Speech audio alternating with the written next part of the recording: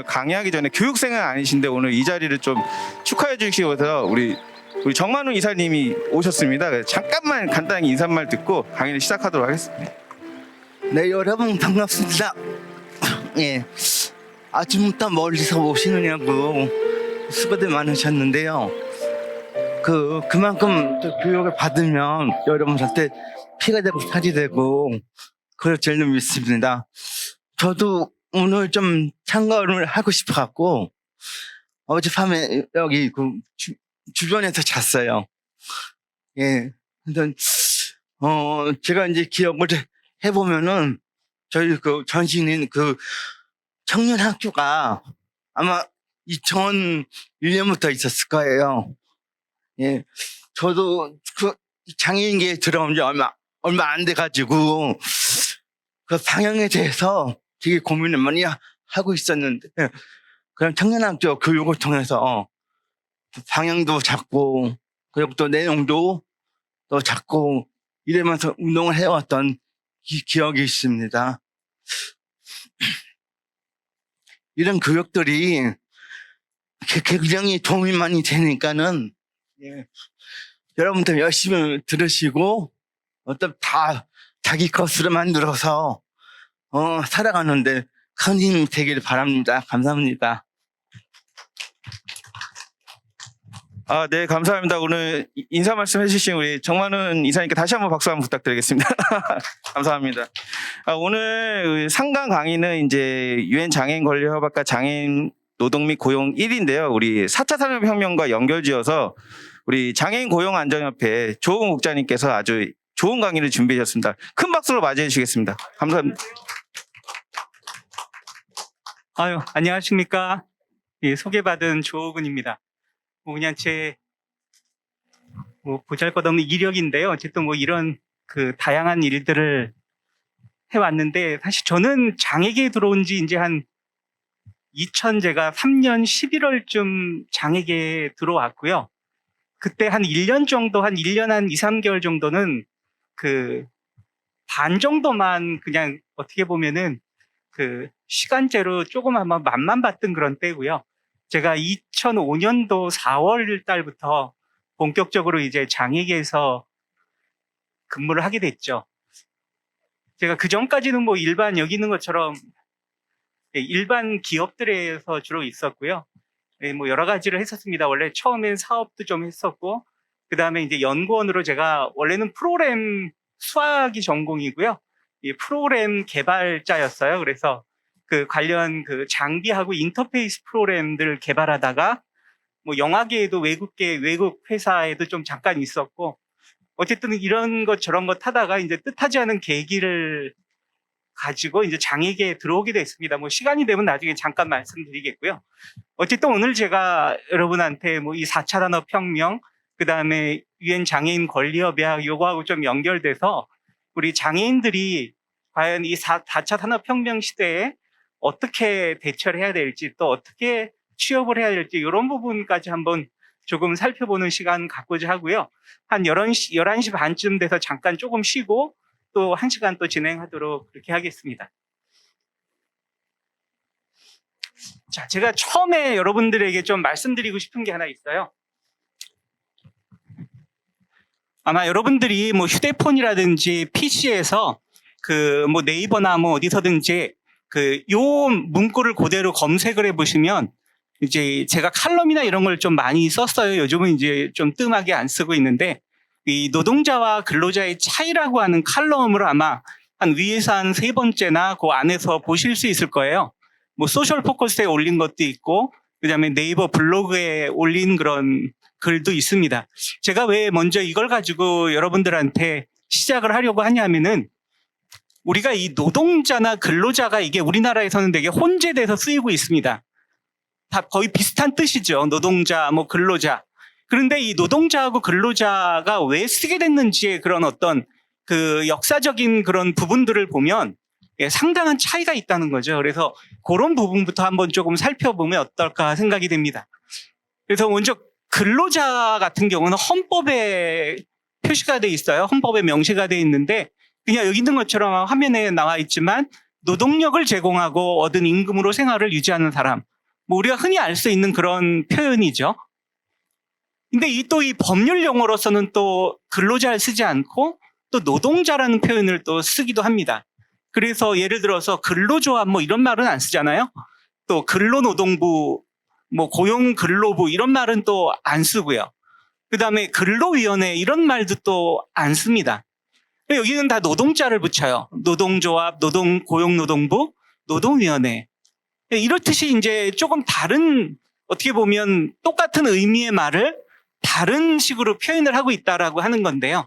그 부분에 대해서 제가 역사적인 의미를 조금 말씀드리고 하려고 합니다. 원래 1886년도에 여기 화면에도 있지만 이제 미국 노동자들이 하루에 8시간 노동하는 거를 좀 얻기 위해서 총파업했던 것들을 기념하기 위해서 우리가 메이데이라고 하는 노동절을 이제 기념하에 제정하게 됐습니다. 그래서 이걸 받아들여 가지고 우리나라에서도 1958년도 3월 10일 이게 이제 한국노총 설립일이었어요. 처음에 이걸 가지고 이제 노동절이라고 했었죠. 이승만 전 대통령 때. 그러다가 이제 박정희 전 대통령이 정권을 잡으면서 근로자의 날 제정에 관한 법률을 만듭니다. 그리고 이 노동절을 근로자의 날로 바꿔요. 그게 1963년도의 일이었습니다. 근데 이게 왜 의미가 있냐면 이 노동절이라고 했을 때 이 일반적인 의미하고 근로자의 날이었을 때 의미가 좀 다르게 느껴집니다. 왜냐하면 뭐 뒤에서 설명을 드리겠지만 그러다가 이제 먼저 결론부터 얘기 드리면 94년에 이제 5월 1일 이제 민주노총을 중심으로 투쟁을 해가지고 결국은 5월 1일로 이제 바뀌게 됩니다. 근데 사실 여기도 이름은 여기 제가 노동절이라고 써놨지만 이 노동절로 부르긴 하지만 법률적으로는 근로자의 날입니다. 왜냐하면 근로자의 날을 제정에 관한 법률이기 때문에. 그래서 이런 의미가 있다라고 하는 건데요. 여기서 보시면 이제 근로자가 갖는 의미가 있어요. 근로라는 말에는 부지런하다라는 의미가 포함되어 있습니다. 이거는 왜 그러냐면 일제강점기 시대부터 아마 여러분 많이 들어보셨을 거예요. 근로봉사대, 또 근로정신대 이런 말들을 많이 쓰게 됐습니다. 이거는 이 정신을 그대로 받아들인 게 어디 있냐면 박정희 정권 때 이 유신 정권을 유신 개헌을 하면서 이제 장기 집권을 하게 되면서 경제 발전을 해야 되거든요. 그러다 보니까 부지런하고 말 잘 듣는 그런 의미의 그런 어떤 근로자가 필요했어요. 그래서 만들어낸 이름이 근로자라는 그런 명칭이고, 그래서 이런 것들을 통해서 그때 당시에 근로자는 좀 뭐 일하다가 죽어도 사실은 크게 어떻게 보면 보도도 잘 되지 않았고, 어떻게 보면 기계의 부속 같은 그런 느낌의 근로자라는 의미가 그때 당시에는 그런 식으로 이제 통용이 된 거죠. 근데 이게 노동자라는 의미는 여기 있는 것처럼 그 사회 주체가 되는 거죠. 또 노동 3권이 헌법에 보장돼 있는데 단결권, 단체 교섭권, 그다음에 단체 행동권 이것들을 행사하는 그런 주체로서 되게 중요한 의미를 갖거든요. 그래서 뭐 사회적 관점은 그냥 근로자 하면 우리가 근로계약서라는 말에서 알 수 있듯이 그냥 고용된 사람의 어떤 협의적인 아주 좁은 개념의 그런 의미입니다. 좀 넓은 개념으로 가려면 이제 일하는 사람, 이게 되게 일하는 사람이면 다 포함이 돼야 되거든요. 근데 아직 우리나라에서는 포함되지 않는 게 뭐 경찰이라든지 공무원들은 노동자로 보지 않습니다. 그래서 근데 외국 같은 경우에는 다 포함을 시키죠. 그러니까 이게 아직까지 우리나라에서는 이 근로자의 의미로 보고 있기 때문에 상당히 좁게 평가하고 있다라고 하는 부분이죠.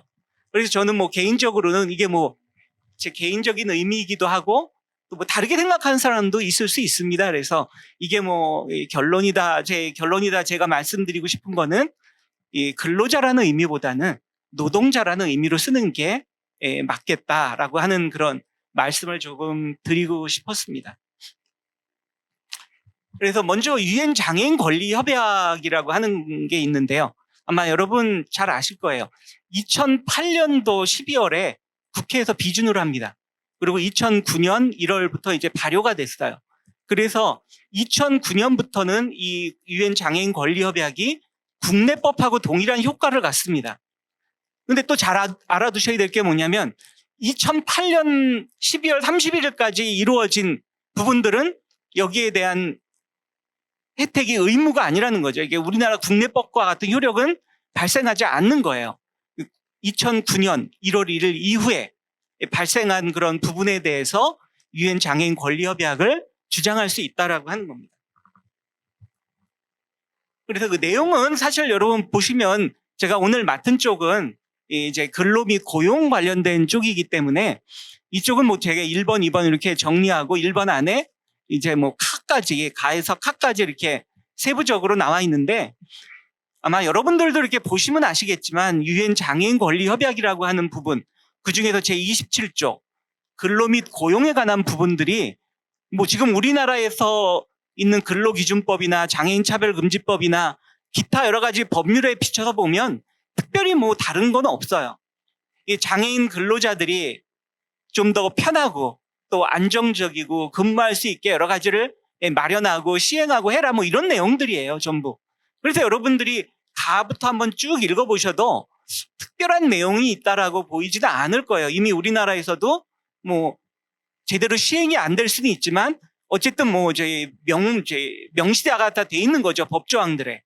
그래서 뭐 이 유엔 장애인 권리 협약 자체가 뭐 우리가 좀 더 이 보완을 해야 되든가 이런 것들은 크게 없습니다. 특히 27조에 있어서는. 왜냐하면 기본적으로 뭐 보시면 여기 나오지만 뭐 차별 금지한다. 이거는 장애인 차별 금지법에도 바로 명시가 돼 있는 부분들이거든요. 그다음에 뭐 공정하고 우호적인 근무 환경 및 괴롭힘으로부터 보호 뭐 이런 것들은 우리 다 돼 있잖아요. 근데 이게 잘 되지 않을 수는 있겠죠, 시행이. 하지만 일단 뭐 명시적으로는 어느 정도 다 돼 있고요. 또 장애인 단결권을 보장하는 것도 이미 대부분 돼 있습니다. 또 효과적으로 접근할 수 있도록 한다. 편의 관련해서는 그래도 우리나라가 그래도 많이 발전을 했죠. 그래서 지금은 뭐 상당히 많이 우리나라가 뭐 세계에서 비교해도 이 편의시설만 가지고 본다면 아마 크게 뒤처지는 건 아닌 거로 제가 알고 있고요. 그다음에 뭐 고용 기회와 승진을 촉진한다. 이런 것도 이미 우리나라 법에서도 이미 돼 있는 부분입니다. 차별하지 않도록. 그다음에 자영업, 뭐 기업 경영 협동조합, 뭐 기회를 촉진한다. 이런 것도 뭐 장애인이 못하는 건 하나도 없습니다. 다 할 수 있죠. 공공부문에 장애인을 고용한다. 우리나라도 하고 있습니다. 그래서 여기 보시면 뭐 그다음에 뭐 합리적인 편의, 작업장에서 그래서 뭐 아주 영세한 기업은 모르겠지만 그래도 어느 정도 규모가 돼 있는 사업장 내지는 어느 정도 공공 건물이나 이런 데는 뭐 좀 부족한 부분이 있을지 몰라도 점차 많이 되고 있고 또 기존에도 이미 많은 부분이 되어 있다라고 보실 수가 있는 거죠. 그다음에 뭐 장애인의 직장 경력을 습득하도록 촉진한다.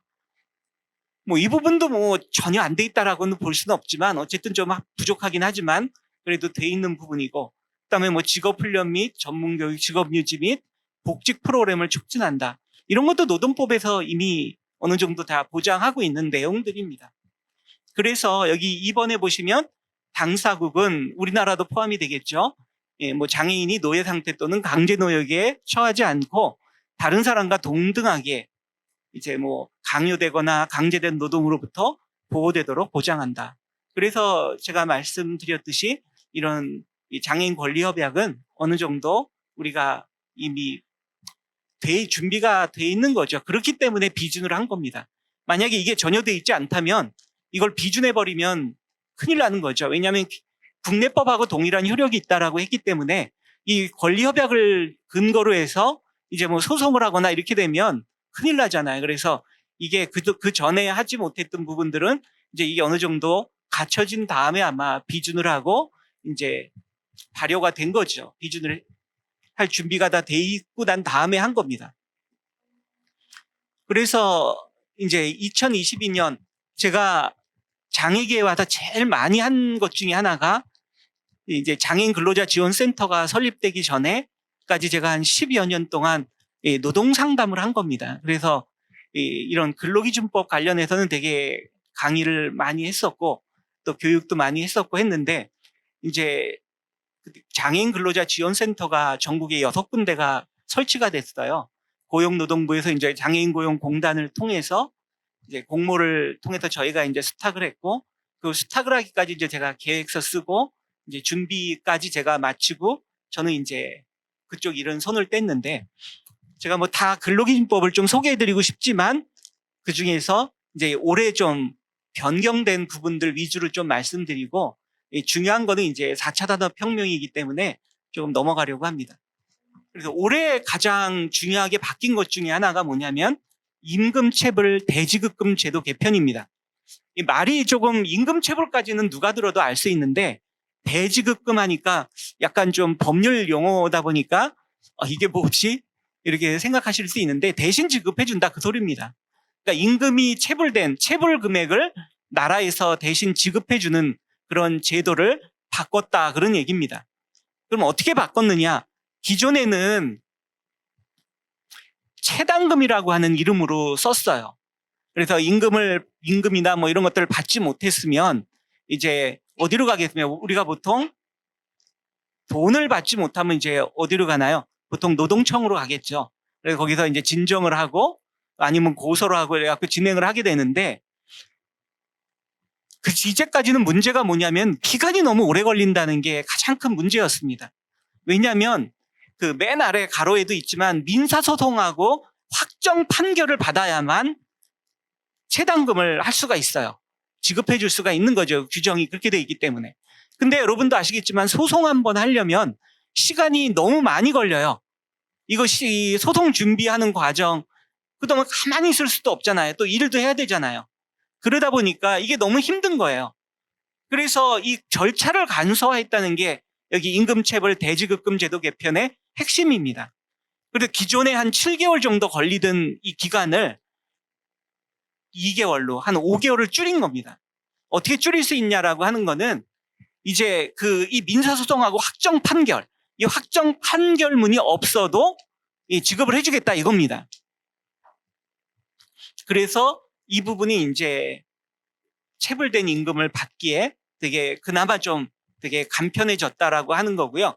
기존에는 이제 퇴직을 해야만 가능했는데 이제 바뀐 법에 따르면 재직 중에도 가능하게 됐다라고 하는 부분입니다.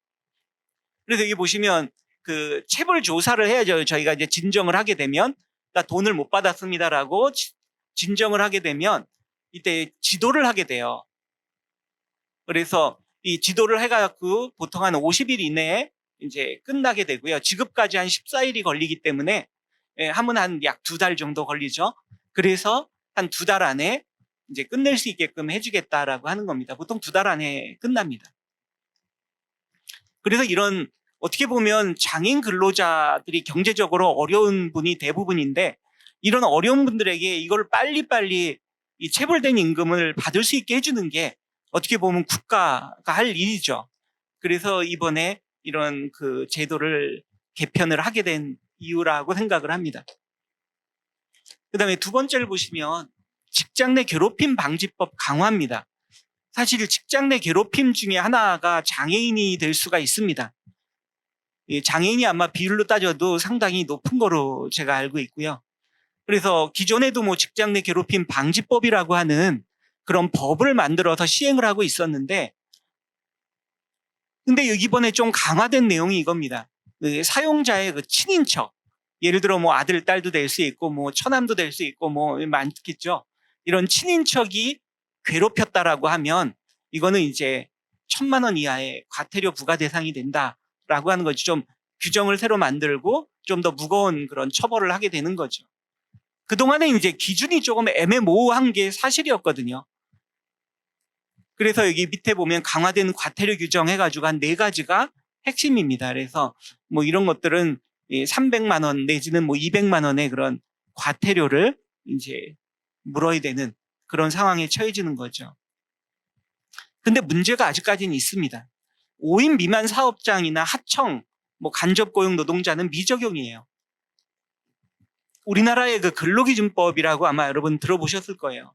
이 근로기준법도 아직까지는 5인 미만 사업장에는 완전히 적용되지가 않습니다. 제가 그 문제 때문에 사실 여러 번 정부에 건의도 했었고 한데 아직까지도 받아들여지질 않고 있는 부분 중에 하나입니다. 근데 또 중요한 거는 장애인 근로자들이 5인 미만 사업장에 대다수가 근무하고 있다는 게 또 문제인 겁니다. 그러니까 사실 장애인 근로자들 입장에서는 되게 너무나 힘든 거죠. 온전하게 근로기준법이 적용받지도 못하는 그런 부분에 근무를 하고 있는데 국가에서는 계속 이 5인 미만 쪽은 신경을 못 써요. 왜 못 쓰냐면 국가의 입장도 뭐 조금 어느 정도는 이해할 수가 있을지 모르겠습니다. 왜냐하면 너무 개수가 많아요. 거기까지 하게 되면 자영업자들이나 사업 못한다. 아마 들고 일어날 거란 이런 생각을 하는지도 모르겠습니다. 이거 뭐 제 생각이고요.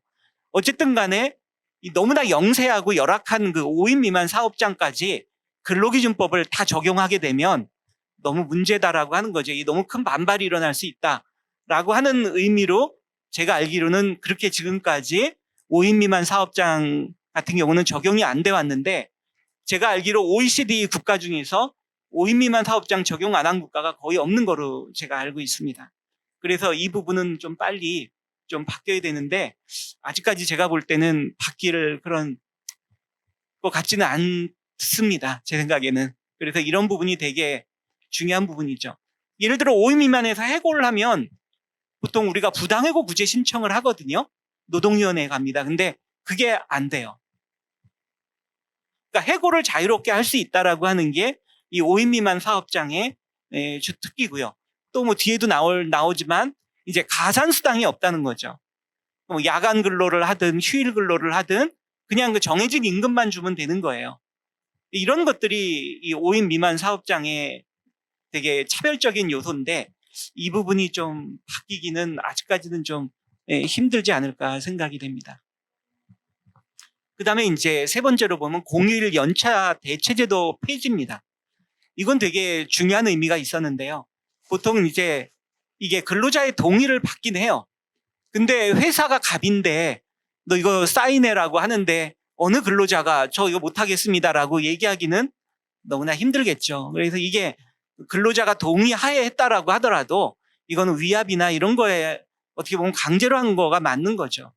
그러니까 국경일이나 명절들 많이 있잖아요.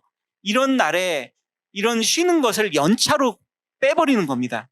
이게 되게 원래 쉬는 날인데 이걸 연차에서 제해버리는 거죠. 이렇게 되면 되게 많은 손해를 보는 거잖아요. 그래서 예를 들어서 보통 2년까지는 15일이 제공됩니다. 연차가. 예.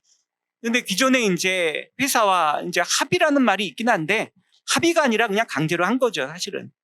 뭐 거기에 반대를 했다가는 계속 회사에 다니기 좀 어려울 거잖아요. 그래서 뭐 명절 6일을 휴가를 쓰는데 이걸 연차로 대체하자. 여기에 사인하는 거죠. 이거 하자. 그러면 뭐 알겠습니다 하고 사인할 수밖에 없는 거죠. 저 싫어요. 못합니다. 이렇게 하기는 사실은 어렵죠. 근데 이제 앞으로는 설사 그렇게 사인을 했다 치더라도 이제는 그게 의미가 없다는 얘기거든요. 이제 근로자가 주장을 하면 그건 이제 아무 의미가 없게 된다라고 하는 부분이 이 부분이 되겠습니다. 그래서 2022년 법정 공휴일을 한번 쭉 써봤습니다.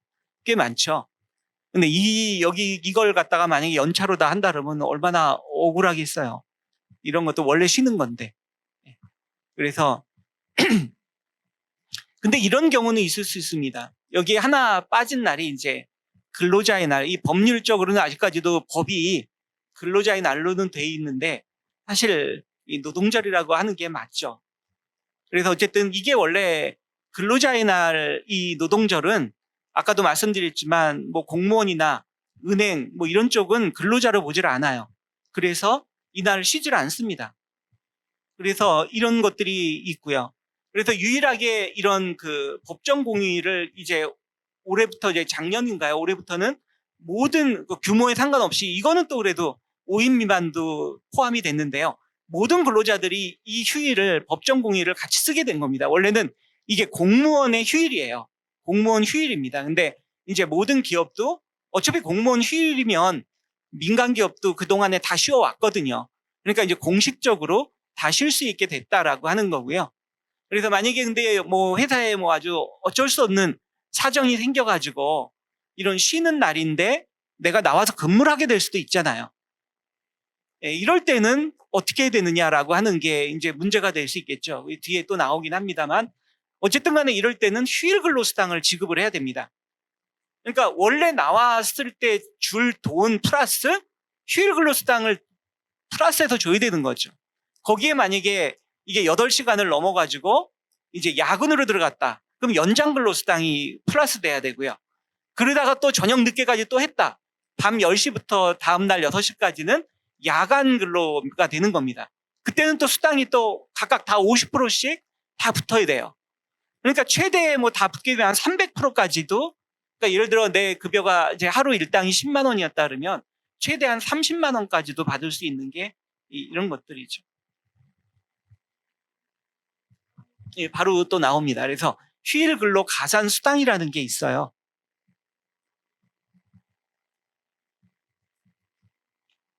근데 이 휴일 근로 가산 수당은 제가 아까 말씀드렸지만 5인 미만은 또 이게 해당이 안 돼요. 4명까지는. 그래서 4명이 넘는 기업의 회사에만 적용이 된다는 거.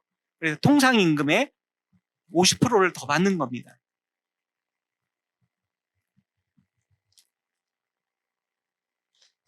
그 다음에 아마 여러분들이 그 근로계약을 보통 하시잖아요. 어디 이제 뭐 소속이 되거나 어디 취업을 하거나 하시면 이 급여 근로계약을 하게 되면 근로계약서를 받으실 거예요. 이 회사 하나, 근로자 하나 이렇게 보관을 하게 되는데, 그러면 여러분 급여를 받을 때도 마찬가지로 급여 명세서를 꼭 받아야 돼요. 근데 기존에는 이거를 안 주는 데가 되게 많았어요. 회사든지 뭐 단체든지 어디.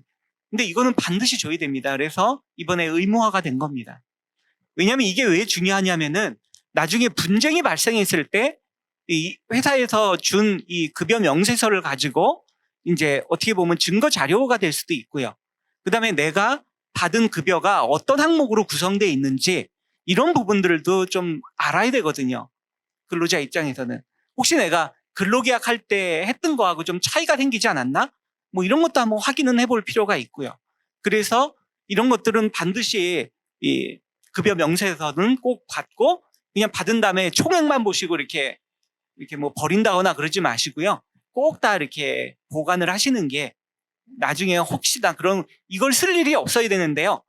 혹시나 쓸 일이 생길 경우를 대비해서라도 잘 보관해 주시면 좋겠다라고 하는 겁니다. 이거는 뭐 고용 형태나 규모나 상관없이 무조건 줘야 돼요. 또 위반할 때 만약에 급여 명세서를 안 줬다라고 할 때는 이제 500만 원 이하의 과태료가 부과가 될 수 있습니다. 근데 이건 한 명당 500이에요. 전체 그냥 이 모두한테 안 줬는데 그 기업에서 500만 원 낸다 이게 아닙니다. 예를 들어 뭐 누구는 주고 누구는 안 줬다 그러면 뭐 10명에게 안 줬다 그러면 5천만 원 부과 대상을 부과를 할 수도 있는 거죠. 그리고 이제 급여 명세서 안에 어떤 내용이 들어가야 될지에 대한 것도 여러분이 잘 아셔야 됩니다. 이게 되게 중요한 부분이거든요.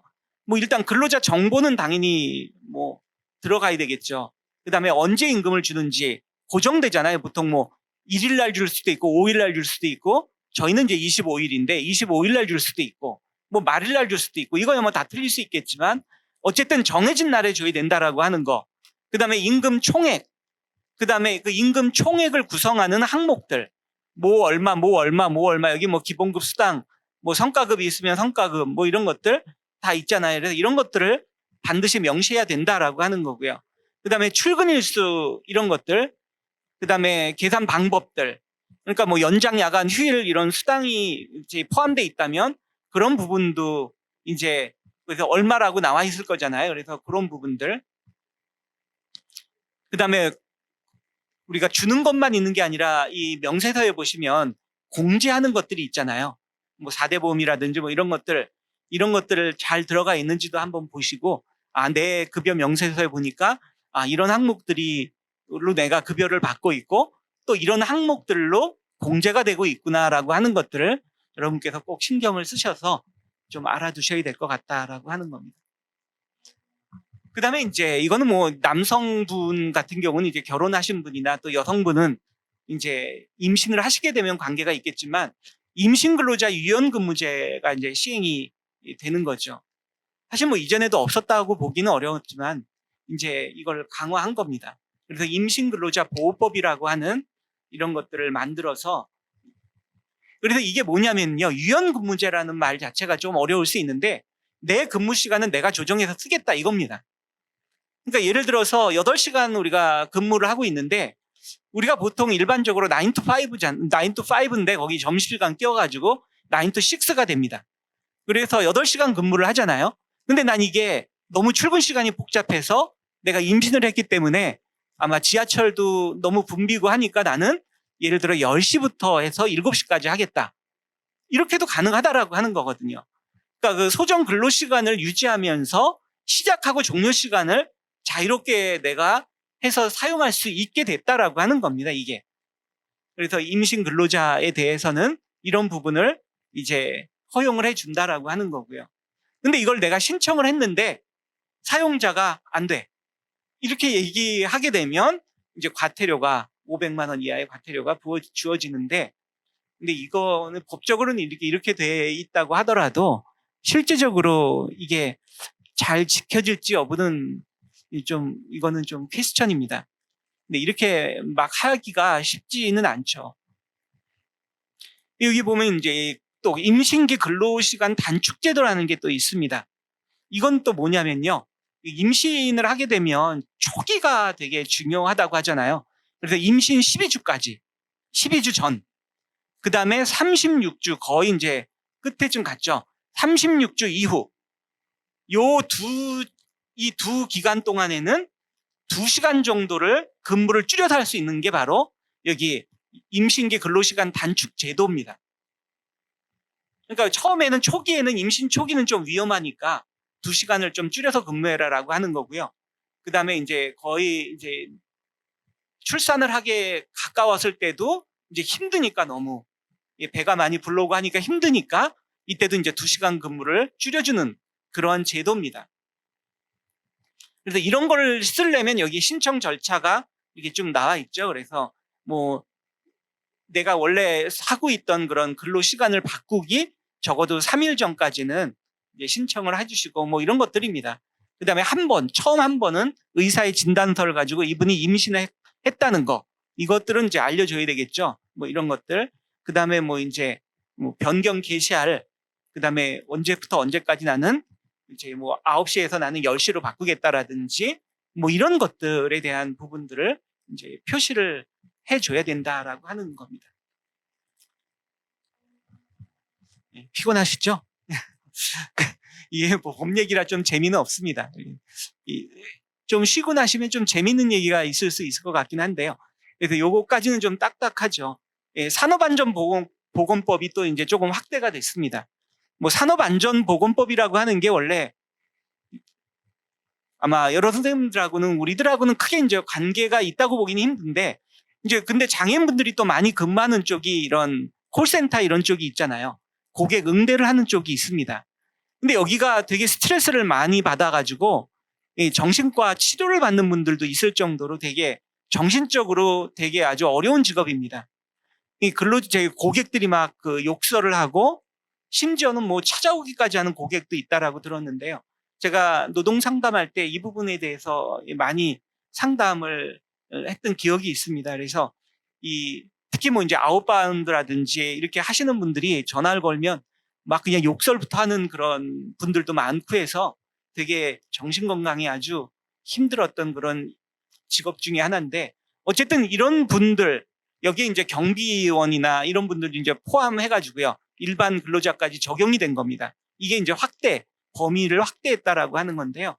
이 고객 응대뿐만이 아니고 직장 상사의 어떤 폭언이나 뭐 이런 것까지도 이제 적용이 된다라고 하는 겁니다. 그래서 요구할 수 있는 부분들이 여기 밑에 있는 한 4가지를 이제 이런 산업안전보건법 관련해서 이제 내가 피해를 입었다라고 했을 때 업무의 일시적인 중단 또는 전환, 나 다른 업무로 바꿔달라라고 하는, 나 잠깐 업무를 쉬게 해달라, 이런 것들.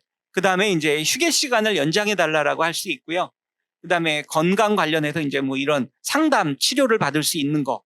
그 다음에 고소고발, 뭐 손해배상 청구 등의 이런 필요한 지원을 해달라고 요구할 수가 있다라고 하는 겁니다.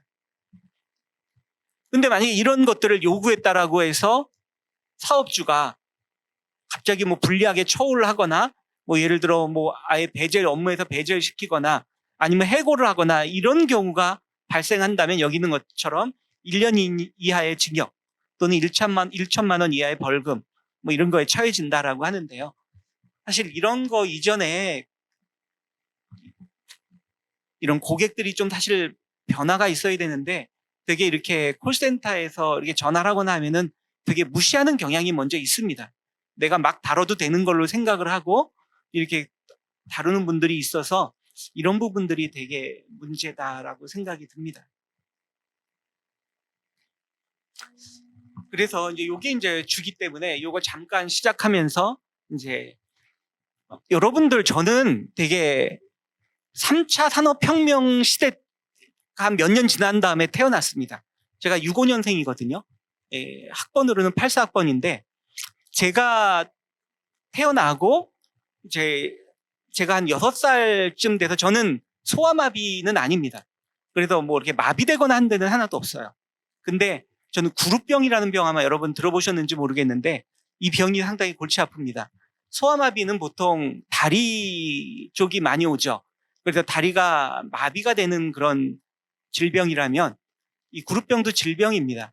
이 구루병 같은 경우는 온몸의 뼈라는 뼈는 다 문제가 생겨요. 휩니다, 일단. 약해지고요. 그래서 저희 집이 되게 우리 형제들도 그렇고 키도 크고 이렇게 등치가 좀 좋긴 한데요. 예, 제가 이제 아마 믿기 어려우실지 몰라도 초등학교 입학할 때까지는 키번호로 맨 뒤에 섰어요. 저희 때는 이제 아마 저하고 비슷한 연배시면 아시겠지만 초등학교 때 한 반에 뭐 한 70명 있고 한 3부제 했던 그쪽 세대입니다. 그런데 이게 거기서 점점 안 자라는 거예요. 제가 수술을 시작한 게 제가 처음 구루병이라는 진단을 받은 게 초등학교 1학년 때였어요. 그 전까지는 뛰는데 약간 좀 이상하다라는 그런 사람들이 볼 때 좀 이상하게 약간 좀 이상하게 뛴다 뭐 이 정도였는데 이제 가서 검사를 맡아보니까 제가 집이 이제 그 세브란스 병원 연대에 있는 그 뒤쪽이에요. 그러다 보니까 이제 세브란스 병원에 갔는데도 당시에도 우리나라에서 가장 큰 뭐 서울대학교 병원 아니면 세브란스 병원이잖아요. 근데 거기서도 병명을 모를 정도로 당시에 희귀한 병이 이 구루병입니다. 근데 이 구루병이 처음에는 어릴 때는 근데 좀 약간 덜했지만 제가 성장을 하면서 거의 제 키가 뭐 초등학교 1학년 키에서 뭐 불과 뭐 한 4, 5cm 이상 커보지를 못했고요. 또 그나마 그 키도 많이 잘라냈죠. 뼈 수술하면서. 그래서 제가 되게 어려웠던 부분이 그 부분이었습니다. 이 구루병을 갖게 되면서 이 발목이나 이 무릎이 이 뼈가 이렇게 휘어요. 이런 식으로. 그래서 이렇게 보통 이제 뼈가 일자로 있는데 특정 부분이 이렇게 확 들어갑니다. 뼈가 약해져가지고. 그대로 두면 걸어가다 부러질 수 있는 그런 위험이 있어서 그 휜 부분을 잘라내버립니다. 이런 수술을 매년 거의 한 번씩 하다시피 했죠. 그래서 초등학교 3학년 때 처음 수술을 시작해서 중학교 때까지 매년 한 번씩 또는 두 번씩 이제 수술을 할 정도로 되게 이제 병원에 오래 있었던 사람 중에 하나입니다. 병원에 오래 있으니까 뭐 할 일이 없잖아요. 그러니까 뭐 이제 병원 책방에서 빌려주는 책이나 아니면 뭐 이제 우리 어머니가 이제 저 때문에 고생을 많이 하셨는데 우리 어머니하고 이제 주로 노는 거죠. 뭐 그래서 장기를 두거나 우리 어머니한테 다 배웠어요. 저는 장기 바둑 뭐 이런 것들을 두고 뭐 하면서 이런 식으로 이제 제가 이 구루병을 하면서 제가 이제 뭐 중학교, 고등학교에서 이제 고3이 됐는데 사실 그때 저도 몰랐고 우리 부모님들도 잘 모르는 것 중에 하나가 뭐냐면 보통 저 같은 장애인의 경우는 되게 문과를 선택을 합니다. 그래서 보통 뭐 법이나 뭐 이런 것들을 전공을 하는데 사실 저는 그때부터도 제 취미 생활이 뭐냐면 뜯는 겁니다. 저는 제 취미로만 보면 저는 공대나 여기를 가야 맞아요. 지금도 저는 뭐 이런 노트북도 다 뜯어보고 그래서 이제 수리할 수 있을 정도까지는 돼 있습니다. 그래서 뭐 저는 약간 문제가 있는 걸 사다 고쳐 쓰는 게 제 취미 생활이고 그런데 어쨌든 간에 제가 고3 때 그때는 이제 학력고사 세대라서 저는 그래서 시험을 보고 이제 원서를 쓰러 지금도 그게 지금도 생생하게 떠오르는데 제가 우리 담임 선생님한테 갔어요. 우리 담임 선생님한테 갔더니 우리 선생님이 저를 보자마자 하시는 얘기가 제가 어쨌든 이과를 선택을 했었으니까요. 야, 호근아, 수학과 쓰자라고 하시는 거예요. 그래서 저는 아니 저는 수학을 전공하고 싶은 마음이 1도 없었기 때문에 저는 공대 가고 싶은데요. 그랬더니 우리 그 담임 선생님이 그러면서 이렇게 뭘 하나 이렇게 내 보여주세요. 근데 어머니도 옆에 계셨는데 이게 뭐냐면은 아마 예전에 저하고 비슷하신 분들은 기억나실 텐데 그 예전에는 그 대학교에서 이렇게 발행한 거기에 보면 동그라미 세모 X로 표시가 돼 있어요. 모집 요강에 보면 장애가 심한 분, 그다음에 장애가 심하지 않은 분 이렇게 해가지고 장애가 심하면은 뭐 이런 목발이나 휠체어를 타시는 분들은 X를 쳐버려요. 안 된다고. 왜냐하면 이제 실험 실습 이런 걸 해야 되는데 목발이나 휠체어 타면 뭐 위험하기도 하고 어렵다는 거죠. 그래서 우리 담임 선생님이 보여주면 야 호구나 너 네가 지원을 해서 뭐 다른 걸 볼 게 없고 뭐 이제 이 점수 이런 걸 떠나서 네가 갈 수 있는 게 딱 이과에서는 이것밖에 없어. 그렇게 얘기를 하시는 거예요. 그래서 제가 그 얘기를 듣고 상당히 큰 충격을 받았죠. 그래서 내가 이과를 잘못 왔나 보다 그런 생각도 갖게 됐고요. 그래서 어쨌든 뭐 근데 이왕 뭐 이렇게 된 걸 어떡하겠습니까? 그래서 이제 알았다고 해서 이제 결국 이제 수학과에 들어오게 된 거죠. 들어가게 된 거고. 근데 이제 거기서 그래도 뭔가 하나가 좋은 점이 하나 생긴 거는 제가 한 2학년 때 그 학교에 전산실이 생겼어요. 그때까지는 컴퓨터가 없었어요. 그때 이제 그 IBM 계열의 아마 예전에 컴퓨터를 사용해 보신 분들은 아실 거예요. 하드디스크도 없고 플로피 디스크만 2개 달린 그런 거기다 모니터도 이제 단색 모니터, 흑백이나 뭐 이렇게 초록색 뭐 이런 모니터가 달린 아주 지금으로 보면 거의 박물관급인데 이 컴퓨터가 몇십 대가 들어온 거예요. 100대가 넘게 들어왔어요. 그리고 이제 전산실을 만들었는데 우리 담당 교수님이 저한테 키를 주면서 제가 그 관심이 있다는 걸 아시고 네가 관리하고 뭐 집도 가까우니까 네가 해라. 그래가지고 이제 제가 늘 컴퓨터실에서 살았죠.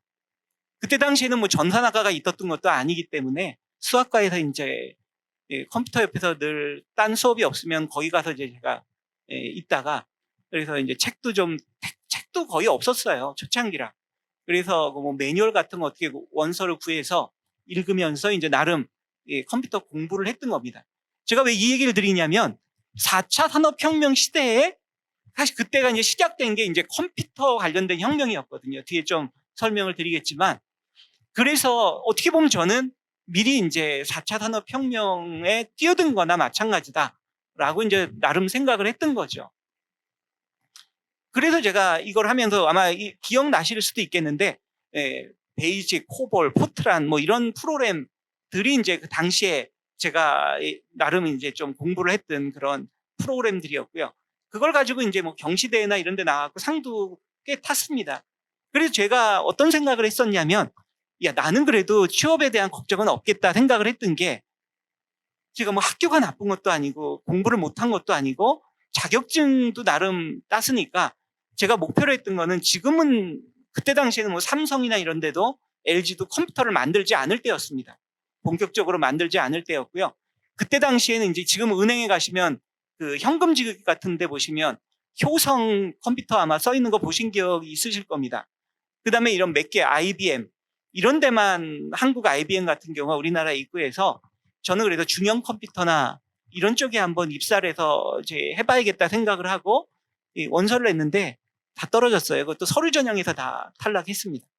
그때 당시에 이제 장애인 표시가 있었는데 그 입사 원서에 장애인 표시에 중증 체크하면 뭐 나중에 들은 얘기지만 그냥 바로 휴지통으로 그냥 간다라고 이렇게 얘기할 정도로 그 장애인들이 취업하기가 어려웠을 때죠. 뭐 지금부터 거의 뭐 40년 전 얘기니까 뭐 지금도 그렇게 쉽지는 않지만 그때 당시에는 더 어려웠던 거죠. 그래서 제가 취업을 포기하고 처음부터 아예 그 사업을 했던 이유가 바로 거기에 있습니다. 그래서 제가 그동안 좀 나름 갈고 닦았던 그 프로그램 실력으로 그때 당시 이제 제가 사업을 하기 아마 한 1년 전부터 뭐가 이제 조금씩 생기고 있었냐면 뭐 비디오 대여점, 그 다음에 뭐 책 대여점 이런 것들이 이제 막 그 다음에 노래방 뭐 이런 것들이 막 생기고 있었을 때였습니다. 그래갖고 제가 이제 이런 거 관리하는 프로그램 만들면 괜찮지 않을까 생각을 해가지고 제가 이제 그런 것들을 처음에는 1인 기업으로 차렸다가 이제 후배들 이제 알바로 좀 쓰면서 이제 직접 고용도 하게 되고 이제 한 몇 명이 생긴 거죠. 처음엔 잘 됐어요. 그래서 제가 처음 샀던 차가 이제 다니고 하려고 샀던 차가 르망. 아마 옛날에 차 아시는 분들은 르망 새로 나온 유선형으로 된 그 르망 처음 나오면서 제가 그걸 구입을 했어요. 벌어서 사가지고. 그래서 그거를 타고 이제 뭐 상담도 가고 그렇게 하면서 알게 된 거래처에 제가 그러다 사기를 한번 당해갖고 망했습니다. 그래갖고 사업 다 정리하고 나니까 뭐 임금 다 주고 하고 나니까 차 한 대 딱 남더라고요. 근데 연락이 왔어요, 갑자기. 어디서 연락이 왔냐면 예전에 거래처 중에 한 분이 연락이 왔는데 그분 회사에 이제 아까 연구소 제가 근무했다라고 한 게 거기 이사님이셨어요. 그래서 저보고 한번 면접 보러 오지 않겠냐 그래서 갔더니 그 연구실에 그 장비하고 그 외국의 장비를 우리나라로 들여오면 그 이제 모디파이 해가지고 인터페이스 프로그램이 달라서 아마 전문 용어면 탐촉자라는 게 있어요. 이렇게 되는 거. 거기가 이제 비파괴 검사 회사였는데요. 이제 탐촉자하고 이 기기하고 연결하는 그런 인터페이스 프로그램을 만들 사람이 필요했는데 저보고 혹시 해보지 않겠냐 그래서 그래서 이제 제가 거기 들어갔었는데요. 그래서 제가 이제 이 4차 산업혁명하고 인연이 시작했다라고 생각을 합니다. 그래서 제가 이제 여기 좀 졸리신 것 같아서 제가 좀 개인 얘기를 조금 했는데요. 그래서 이제 제가 사업도 하게 됐고 이렇게 했는데 이제 근무도 하게 됐고 근데 거기서 결정적으로 나오게 된 원인이 차별을 받았기 때문이에요. 그러니까 들어갈 때는 차별이 나름 그래도 거의 없었는데 이 나중에 어디서 생기냐면 연구소장이나 이런 걸 할 때 이제 생긴 거예요. 근데 이제 그래도 자네는 그 밖에 나가서 소장 되면 이 영업도 하고 그래야 되는데 영업을 어떻게 할 수 있겠어? 이런 이제 얘기를 하면서 결국 그래서 이제 그래도 자존심을 지켜야겠다 생각을 해서 그래서 이제 나오게 됐던 거죠. 자, 여러분 이제 다시 또 얘기를 들어가서요. 혹시 이 영화 보신 우리 선생님 계신가요? 혹시? 계세요? 예. 되게 저는 이 영화를 처음에 보면서 이게 2009년도 10월 달에 개봉한 영화. 네, 서로게이트라고 하는 영화입니다. 브루스 윌리스가 주연한 서로게이트라고 하는 영화입니다. 제가 왜 영화를 얘기를 드리냐면 제가 영화사에 좀 근무를 했었거든요. 제가 장애인이 영화사에서 할 일이 뭐 있을까 생각하실 수도 있는데 제가 마케팅하고 홍보 공부를 좀 했거든요, 나름. 그래서 이제 그 영화사에 들어가서 하는 일이 뭐였냐면 정확히 말하면 영화사이긴 한데 영화용 필름을 판매하는 겁니다. 요즘은 디지털로 바뀌어가지고 예전에 막 아실 거예요. 영화인 통이 있습니다. 필름 통. 이것들을 이제 영화가 만들어지고 이제 개봉이 되면 뭐 개봉관들에 먼저 보내겠죠, 필름을. 근데 이게 좀 히트를 한다 그러면 이 필름을 계속 복제를 해야 돼요. 복제해가지고 계속 보내줍니다, 지방까지. 그래서 이게 보통 한 통에 당시에도 되게 비싼 가격이었는데 이게 흥행을 하게 되면 아주 엄청난 돈을 버는 거죠. 그래서 이 영화사 같은데 필름 회사 같은데 같이 하는데 이때 제가 들어갔을 때 쉴이라는 영화 아마 여러분 혹시 기억하실지 모르겠는데 그걸 이제 아그파 제가 있던 데가 아그파 코리아였는데 거기서 아그파 필름을 써서 만든 복사한 영화들이에요. 그래서 제가 이 영화는 쉴이 같은 경우는 보통 이제 영화가 흥행하면 이 필름사에서 많이 사줘요. 그 티켓을. 그래갖고 직원들한테 뭐 200장, 300장씩 줍니다. 그리고 아는 사람한테 줘가지고 특히 조조에 많이 오게 해라. 그래야 사람들이 줄 서 있어야 이제 이 영화가 재밌나 보다 그러고 이제 많이 들어갈 거잖아요. 그래서 이제 그런 것 때문에 이제 홍보 때문에 많이 구입을 해가지고 이제 나눠줬는데 저도 이제 교회를 다니니까 우리 청년들한테 나눠주고 해가지고 와서 보게 한 그런 기억도 있는데 제가 이 서로게이트에 관심을 가졌던 거는 제가 이 영화를 저는 극장에서 본 건 아니었습니다. 테이프를 빌려다 봤는데 이걸 보면서 충격을 받았어요. 이 영화 내용이 뭐 간단하게 제가 기억나는 대로 설명드리면 이 서로게이트라는 말 자체가 대리인이란 뜻입니다. 뭐 대리하는 거, 대신하는 거 이런 거거든요. 그러니까 이 장애인 과학자가 한 명 있었는데 이 장애인 과학자가 새로운 걸 하나 개발을 해요. 그러니까 그 로봇 같은 인조인간 같은 걸 하나 만들어 놓고 그 인조인간 얼굴을 사람하고 똑같이 자기가 원하는 그러니까 자기 가장 아름다웠을 적의 모습, 젊었을 때 모습으로 만들어요. 그리고 이거를 안경을 끼고 뇌파로 조정을 하는 겁니다. 그래서 자기는 집안에 이렇게 의자 같은 데 이렇게 딱 누워가지고 안경 끼고 뇌파로 이 사람이 되는 거예요. 로봇가 되는 거죠. 그래가지고 자기가 로봇에 정신이 들어가서 다니는 겁니다. 실제 몸은 정신을 지배하고 있는 건 이 나는 집에 있는데 이걸로 출근도 하고 이걸로 다니고 이걸로 운전도 하고 그냥 일상생활을 똑같이 하는 거예요. 그러다가 이게 법이 돼가지고 아마 전 국민들이 다 이렇게 거의 대부분의 소수의 아주 약한 소수의 사람들만 이걸 거부하고 그냥 자기 몸으로 살아가는 사람이 있고요. 그러다가 이제 사건이 난 게 이제 이게 원래 안 죽거든요. 이 대리의 몸이 죽어도 이 서로게이트가 예를 들어 자동차 사고가 나서 폭발을 했다. 그러면 이 몸체는 죽을 거잖아요. 근데 어차피 나는 내 집에서 지금 하는 거잖아요. 그러니까 안 죽는데 죽어요. 그거를 서로게이트를 이 조종했던 그 조종자가 죽게 되면서 이제 사건을 파헤치게 되는데 그러면서 이제 벌어지는 일이 바로 이 서로게이트니까 꼭 한번 보세요. 전 되게 여기서 이제 제가 주목했던 건 뭐냐면 앞으로 미래에 이 4차 산업혁명이 좀 더 가속화되면 이런 게 가능해지지 않을까라는 생각을 했던 거죠. 그래서 이런 이 서로게이트라고 하는 이런 영화를 보더라도 야, 이 영화에서 이 나온 뭐 이런 브루스 윌리스도 이제 그 서로게이트로 자기 아주 멋있을 때 모습으로 몇십 년이 지나도 그 모습인 거예요. 이렇게 살아가는 그런 것들을 보면서 아, 장애인들도 휠체어에 있는 모습이 아니라 예를 들어 이런 몸을 연결이 돼서 뇌파로 연결이 돼서 내가 조정을 할 수 있다면 나도 뭐 기억은 이제 초등학교 2학 때 지금은 다 기억도 안 납니다. 하도 마취를 많이 해서 그런지 옛날 기억이 없어요. 별로. 그래서 다시 한번 이렇게 뛰고 뭐 축구도 해보고 싶고 이런 것들도 한번 해볼 수 있지 않을까라고 하는 생각을 갖게 해준 영화가 바로 이 서로게이트입니다. 하나 영화만 더 하고 잠깐 시계를 칠 텐데요. 이 영화는 아마 많이 보셨을 거예요. 아까 이 서로게이트는 좀 보신 분이 좀 적지만 이 아바타라고 하는 영화는 아마 좀 이따 2편도 개봉할 것 같은데 이건 많이 보셨죠? 예, 아마 많이 보셨을 거예요. 근데 이게 두 영화가 거의 같은 시기에 만들어졌고요. 개봉 날짜가 2달밖에 차이가 안 나요. 그러다 보니까 이 서로게이트가 묻혔죠. 이 아바타가 홍보를 많이 했기 때문에 그래서 이 서로게이트가 더더군다나 흥행에 되게 실패한 영화죠. 돈은 많이 들었는데. 뭐 이 아바타도 아마 여러분 잘 아실 거예요. 이 나비족이 나오고요. 아마 제 기억으로는 언오페늄이라고 하는 광물이 있어요.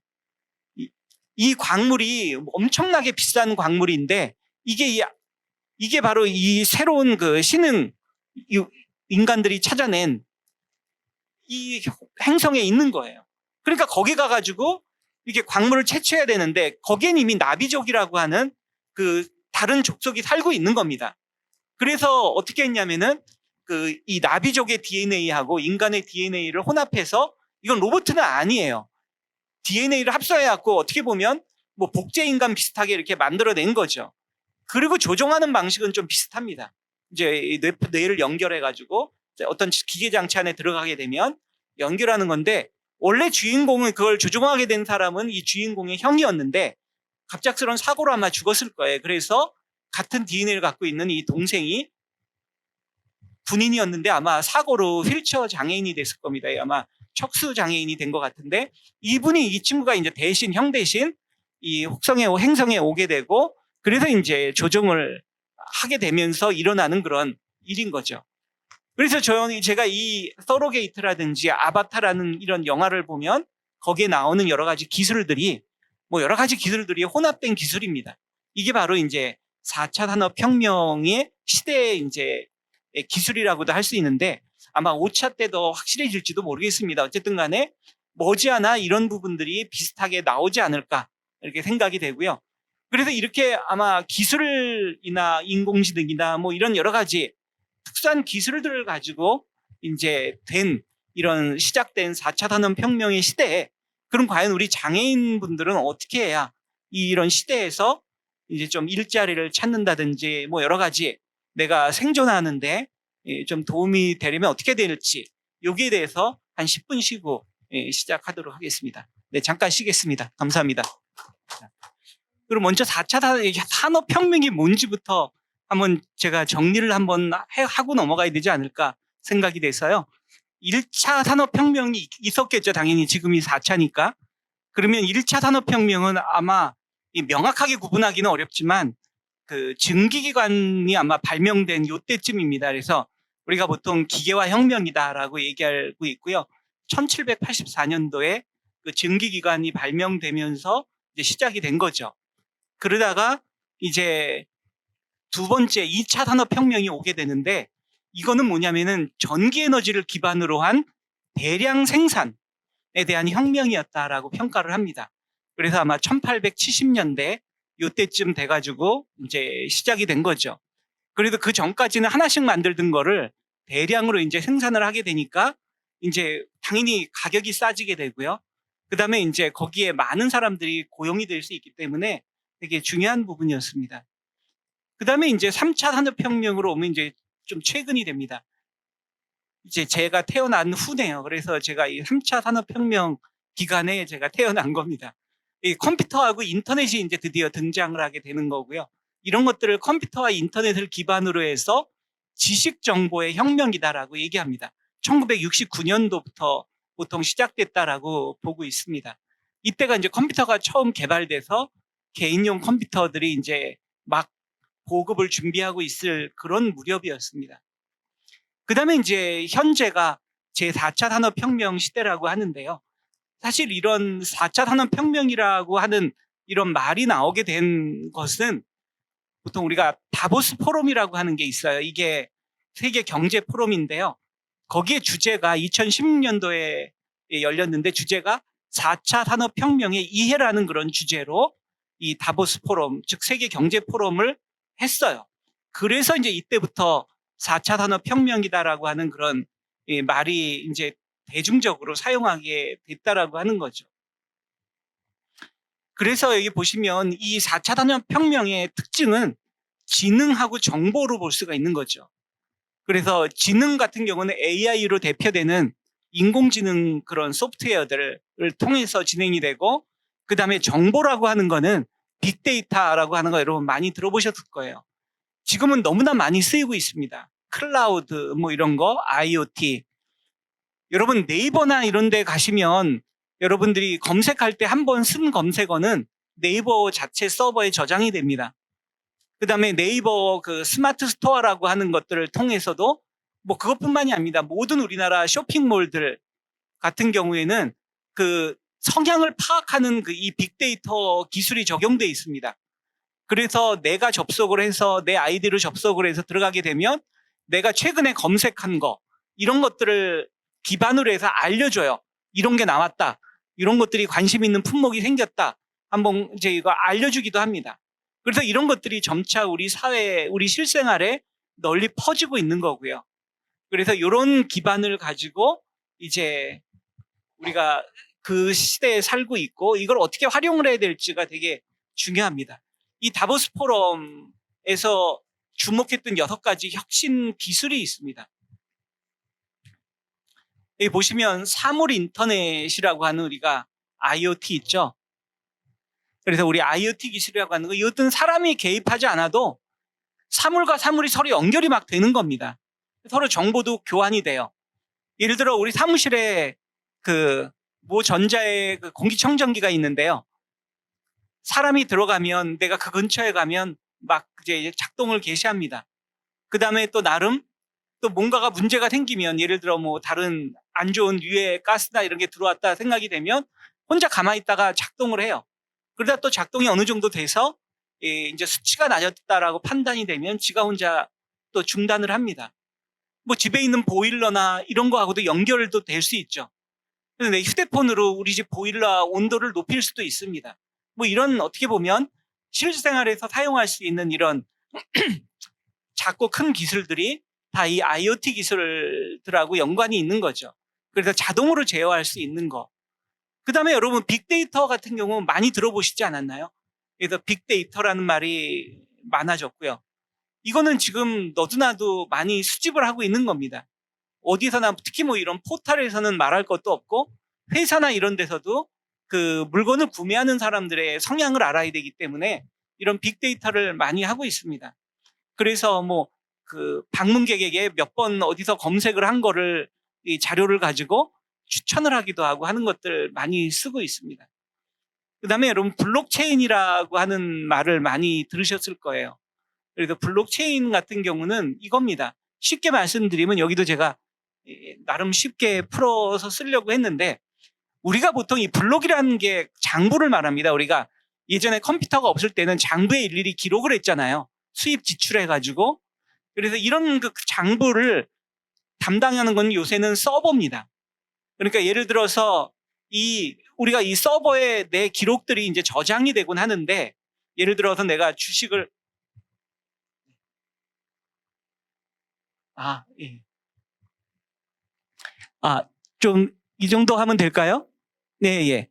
그래서 이 블록체인 기술이라고 하는 거는 이 기본적으로 여태까지 사용했던 그런 그들은 뭐냐면은 중앙 서버에 모든 걸 저장을 하는 거예요. 그러다 보니까 모든 기록이 중앙에 다 쌓이게 됩니다. 그러니까 예를 들어 중앙 서버가 한번 털렸다라고 하면은 해킹이 되거나 하면은 모든 게 다 날아가 버리는 거죠. 근데 이 블록체인 기술은 그게 아니라 사용자 컴퓨터에 저장이 됩니다. 이게 나눠져서. 그러니까 어느 하나가 털렸다 할지라도 이 퍼즐이 맞춰지지를 않는 거예요. 이게 모든 걸 다 털어야 예를 들어 해킹을 해야 되는 거죠. 예를 들어 여기에 이 블록체인 기술에 지금 한 10,000명이 있다 그러면 10,000명의 PC를 다 해킹을 해야만 온전한 정보를 얻을 수 있게 되는 거죠. 그러다 보니까 이게 안전하다라고 하는 거죠. 해킹이 불가능하다는 이유는 모든 컴퓨터를 다 해킹할 수는 없기 때문에, 그래서 이제 안전하다라고 하는 기술인 거죠. 그래서 이 모든 컴퓨터에 분산해서 그 다음에 필요할 때는 이것들을 다시 다 불러와서 이제 그 정보를 보게 되는 거고요. 그 다음에 이제 3D 프린팅 기술이 있는데 이건 아마 많이 아실 거예요. 심지어는 그 권총 같은 경우도, 총기류도 이 3D 프린팅 기술로 출력을 하게 되면 실제적으로 발사까지 된다라고 할 정도니까요. 되게 어떻게 보면 좀 무서운 기술이기도 한데, 이 3D 프린팅 기술을 잘 활용하면 적은 돈으로도 사업을 하는데 크게 도움이 될 수 있습니다. 이 다품종 소량을 판매할 때는 하나를 만들어낼 때 이 3D 프린팅, 이 프린터로 하게 되면 되게 효과적인 거죠. 샘플을 만든다거나 이런 거 돈 많이 안 들여도 이 3D 프린터로 이 도면을 만들고 이게 만들어 보는 거죠. 이런 거 할 때는 되게 도움이 될 수 있다라고 하는 겁니다.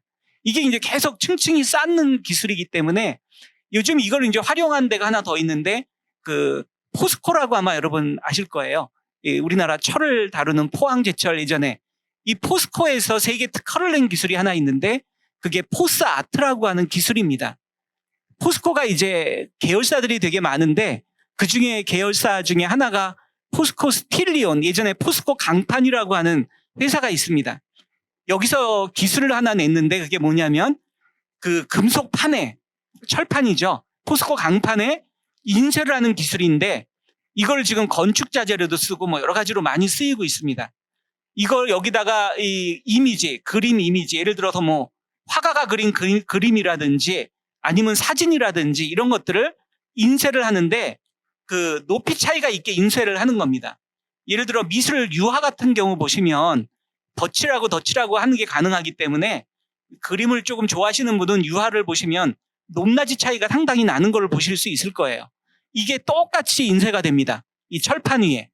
그렇게 되니까 손으로 만졌을 때 이 느낌이 오는 거죠. 이렇게 등고선처럼 높은 부분, 낮은 부분 이렇게 손으로 만지게 되면 되게 그 높이 차이를 손으로, 그래서 입체적이다라고 하는 거를 느끼실 수가 있게 되는 거죠. 그래서 이런 것들이 이제 3D 프린팅 기술인데, 이런 기술을 통해서 이제 앞으로 여러 가지 활용도가 높아졌다라고 하는 거죠. 그 다음에 이제 뭐 저도 운전을 하고 다니지만 자율주행 자동차, 아마 여러분 중에도 운전을 하고 오늘 오신 우리 선생님들도 계실 텐데, 그래서 여러분 요즘 차들은 신형차일수록 여러 가지 전자장비들이 많이 장착이 돼 있잖아요.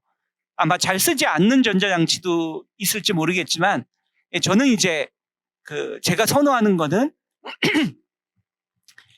무조건 전자장치가 많이 된 거를 선호하는 편입니다.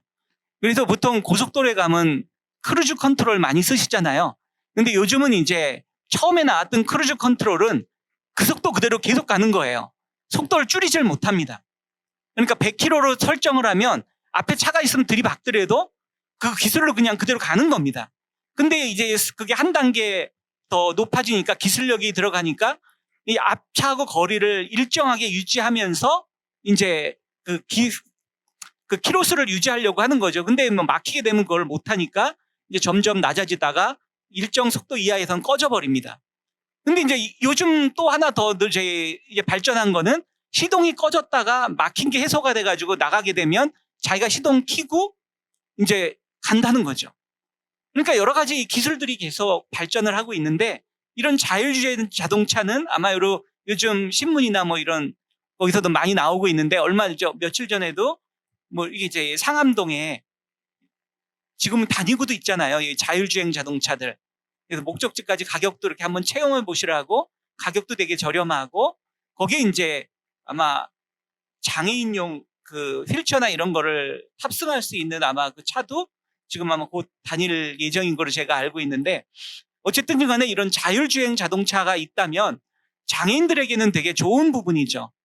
지금까지는 뭐 이런 장콜 아니면 그것도 타기 힘든 장콜이나 아니면 자기가 직접 차를 운전해야 되는데 운전하기 어려운 장애인들도 많이 있기 때문에 이분들 같은 경우는 이제 운전면허가 필요 없는 이런 인공지능을 가진 자율주행 자동차가 있다면 아마 삶이 또 되게 완전히 달라지는 거잖아요.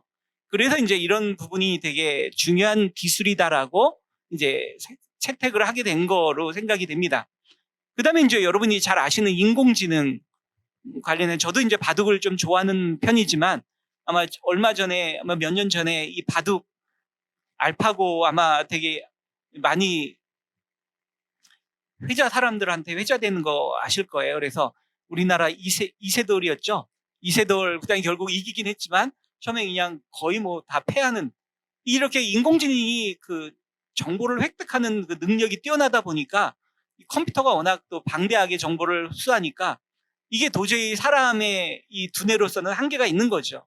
지금은 아마 더 높아져 가지고 이제 아마 사람은 도저히 이제 상대가 안 될 정도가 된 거로 알고 있는데 이런 인공지능이라고 하는 이런 기술들이 이제는 이전에는 이제 습득한 기술이지만 이제 앞으로는 판단까지 본인이 한다라고 하는 거거든요. 그래서 이 자율주행 차도 판단 기능이 없으면 자율주행 차가 될 수가 없습니다.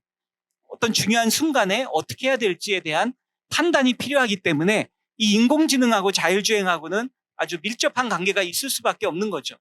그래서 결국은 앞으로는 운전면허가 결국은 사라지게 될 때가 올 것이고 그렇게 되면 아마 머지 않을 거라고 생각이 되는데 장애인들도 이제 마음 놓고 그때 이제 문제는 돈이겠죠. 이런 차를 살려면 돈이 많이 드니까 이제 돈이 문제가 되긴 할 텐데 그럼 앞으로는 이제 이런 자율주행 차를 장애인분들한테 이제 저렴하게라든지 정부에서 지원을 해서 뭐 사게 한다든지 하는 아마 대책이 나올 수 있을 거로 생각이 됩니다. 그래서 지금도 의료용으로도 쓰고 있습니다. 여기 보시면 IBM 왓슨이라고 하는 거는요, 의료용 그런 이 인공지능입니다. 사람이 판단하는 것보다 그 여태까지 여러 가지 뭐 사례들, 이 뭐 수술했던 이런 거, 경과들 이런 걸 다 이 컴퓨터에다 습득을 하게 한 다음에 이 컴퓨터가 판단하게 하는 이런 것도 일부 하는데 진단을 하거나 하는데 사용이 되고 있다고 하고요. 그래서 이제 이런 4차 산업혁명 시대를 지나서 장애인을 그러면 인재 양성을 해야 될 거잖아요. 지금 나는 4차 산업혁명하고 관계가 없으니까 나는 뭐 나하고는 상관없는 일 아닐까라고 생각하실 수 있는데 전혀 그렇지 않다는 거죠. 근데 저는 이런 생각을 해봅니다. 제일 중요한 게 일단은 4차 산업혁명하고 관계가 있는 부분 중에 하나가 이런 이공계입니다. 그래서 제가 아마 처음 할 때 저도 이제 이공계에 속한 사람으로서 장애가 있다고 해서 이공계를 피하면 안 되겠다라고 하는 생각을 하게 된 겁니다. 저는 이제 뭐 이공계에서 뭐 이제 일반 기초학문을 했지만 만약에 제가 또 공학을 했다라고 하면 또 아마 달라지는 부분이 있었을지도 모르겠습니다. 근데 어쨌든 간에 그 중증 장애인이 이공계를 전공하는 사람들이 많아져야 된다라고 하는 거죠. 왜냐하면 이제 앞으로는 보조공학 기술도 계속 발전하고 있기 때문에 아무리 장애가 심해도 맨날 이 문과 쪽을 선택할 게 아니라 내가 그쪽에 좀 관심이 있고 해보고 싶은 그런 어떤 마음이 있다면 과감하게 도전을 해야 될 때가 아닌가 생각이 되고요. 그래서 이 장애인도 그렇고 저는 더 중요한 게 이 가족, 특히 이 장애인과 관련된 친구나 뭐 이 가족들의 이런 인식이 먼저 변화돼야 된다라고 생각을 하는 거죠. 예를 들어서 부모님 입장에서 자녀가 중증 장애가 있는데 저희 부모님도 마찬가지셨어요. 어머니 아니면 야 친구들한테 친구야 나 뭐 공대 뭐 진학해서 공대로 가고 싶어 이렇게 얘기를 하면 일단은 친구나 부모님 입장에서는 어떤 대답이 오느냐. 물론 이제 비장애인 친구들도 뭐 그럴 수 있고 장애가 있는 친구도 그런 얘기 할 수 있습니다. 야 그거 안 돼 힘들어. 그냥 문과 쪽으로 가서 법대 괜찮잖아. 경영이나 이런 거 해. 이런 식으로 이제 보통 생각을 하고 있다라고 하는 겁니다. 그거는 장애가 있든 없든 상관없이 장애인을 바라보는 눈은 똑같아요. 심지어는 중증 장애인 입장에서 중증 장애인에게 예를 들어 조언을 해줄 때도 야 장애가 심한데 이게 우리는 이쪽이 낫지 않겠어 이런 쪽으로 얘기를 하지 그래도 한번 해봐 열심히 하면 좋은 결과 있을 거야 이렇게 해도 얘기를 잘 안 하는 거로 제가 들었습니다. 물론 이제 그렇게 생각하시는 분도 있겠죠. 그래서 저는 먼저 이 장애를 갖고 있는 우리 학생들 특히 이제 뭐 초등학교 때부터 이런 교육을 받을 때 이런 사례들을 많이 소개하고 장애가 심해도 이런 그 이공계에 진학을 해서 왜냐하면 이게 중요한 이유가 있습니다. 기술이 지금도 상당히 높이 있거든요. 놀라운 기술들이 많이 있습니다. 그런데 당사자가 그거를 연구하면 이 기술을 어떻게 쓸 건가를 알 수가 있는데 그렇지 않고 당사자가 아닌 비장애인이 그 기술을 연구하게 되면 이거를 정확하게 어디에 써주는 게 좋을지에 대한 거는 부족한 거죠. 뭐 잘 알 수도 있겠지만 일반적으로는 잘 모를 수 있습니다. 그래서 보통 외국 같은 경우에는 뭐 이런 중증 장애인 분들이 이런 이공계를 진학하는 율이 상당히 높고 또 그걸로 인해서 많은 기술들이 우리나라에 소개되는 거를 볼 때 우리나라가 뭐 똑똑하기로는 세계에서 제1인데 이런 것들을 못하는 게 아니라 거기에 진출한 중증 장애인이 적기 때문에 이런 좋은 제품들이 많이 나오지 않는 이유가 아닐까 저는 그렇게 생각을 합니다.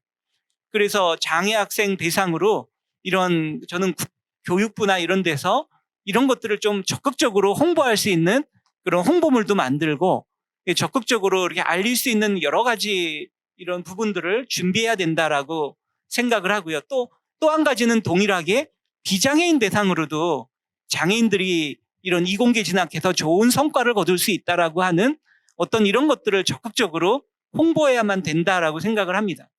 옆에서 응원을 해주게 되면 힘이 나지만 옆에서 안 돼, 너 한번 하지 마 이런 얘기 어떻게 보면 절망적인 얘기를 들으면 그동안 갖고 있었던 어떤 긍정적인 힘마저도 이제 사그라질 수가 있기 때문에 저는 이 부분이 되게 중요하다라고 생각이 됩니다. 여러분, 요 그림, 이거 뭔지 혹시 아시는 분 계실까요? 이게 이제 이 사진이 있는데 아마 우리 시각 쪽에 제 장애가 있으신 선생님들은 아마 잘 안 보이실 수도 있는데 뭐 뒤에 이 강아지 인형도 하나 있고요. 그 다음에 이제 인형들이 쭉 있는데 휠체어 탄 인형도 있고 그 다음에 이제 좀 피부색이 이제 좀 검은 인형도 있고요.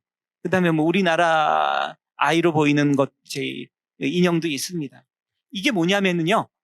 이게 EBS의 딩동댕 유치원인가 하는 그런 프로일 겁니다.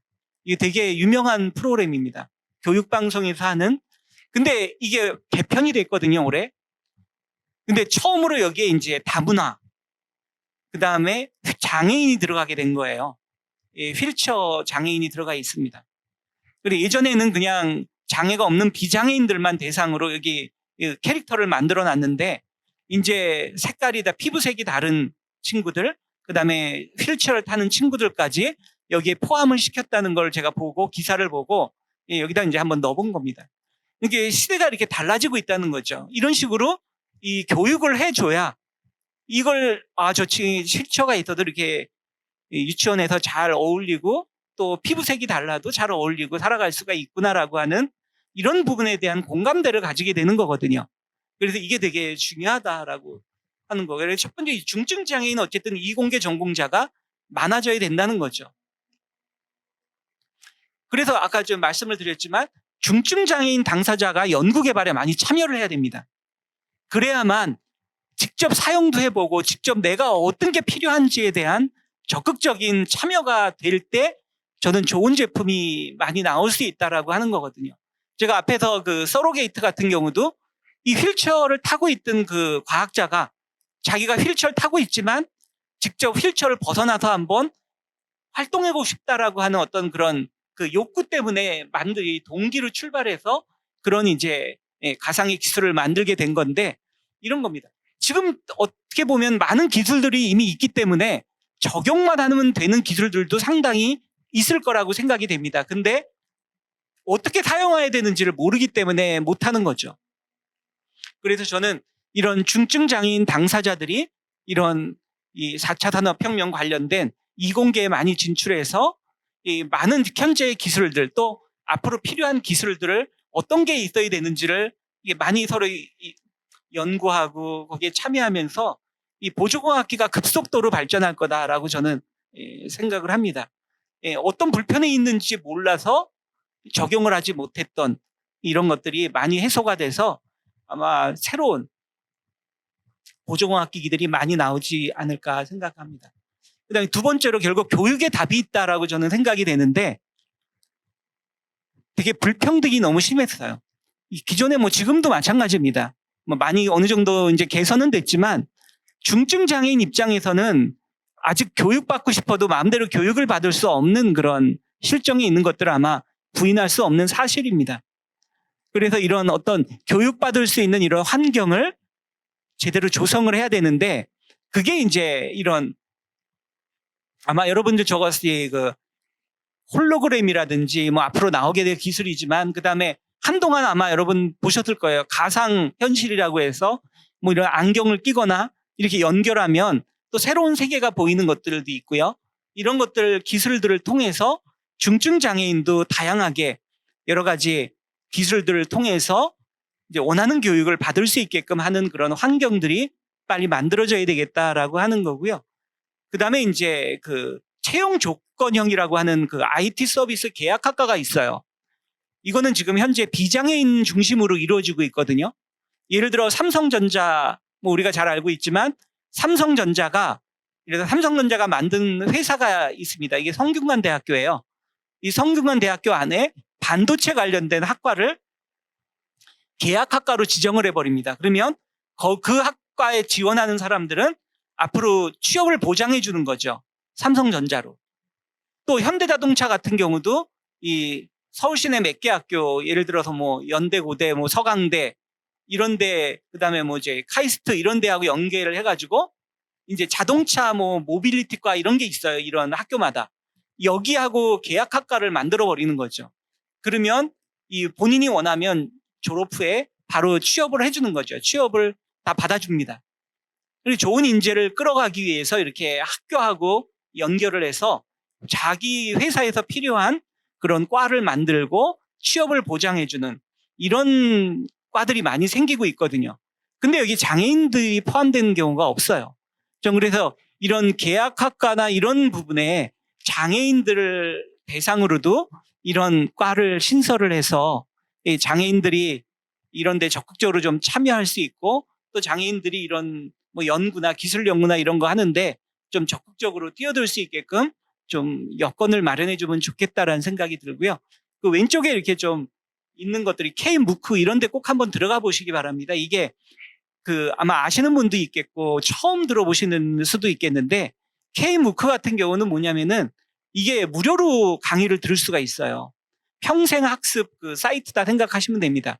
되게 유명한 강의들을 이 안에 많이 들어 있거든요. 그래서 무료로 들으실 수 있기 때문에 내가 필요한 어떤 그 기술이 있거나 내가 필요한 어떤 정보 내지는 어떤 내가 필요한 이런 것들이 있을 때 이 K-MOOC를 잘 이용하시면 좋은 강의를 이거 진짜 가서 들으려면 엄청난 비용을 낼 수도 있는 이런 강의들을 무료로 들을 수 있다라고 하는 겁니다.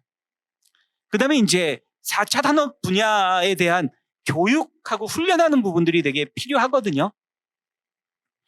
그래서 이런 부분들이 이 공동으로 개발하고 운영돼야 되는데 지금까지는 뭐를 배울지 이런 거에 장애인들이 직접 참여를 해야 돼요.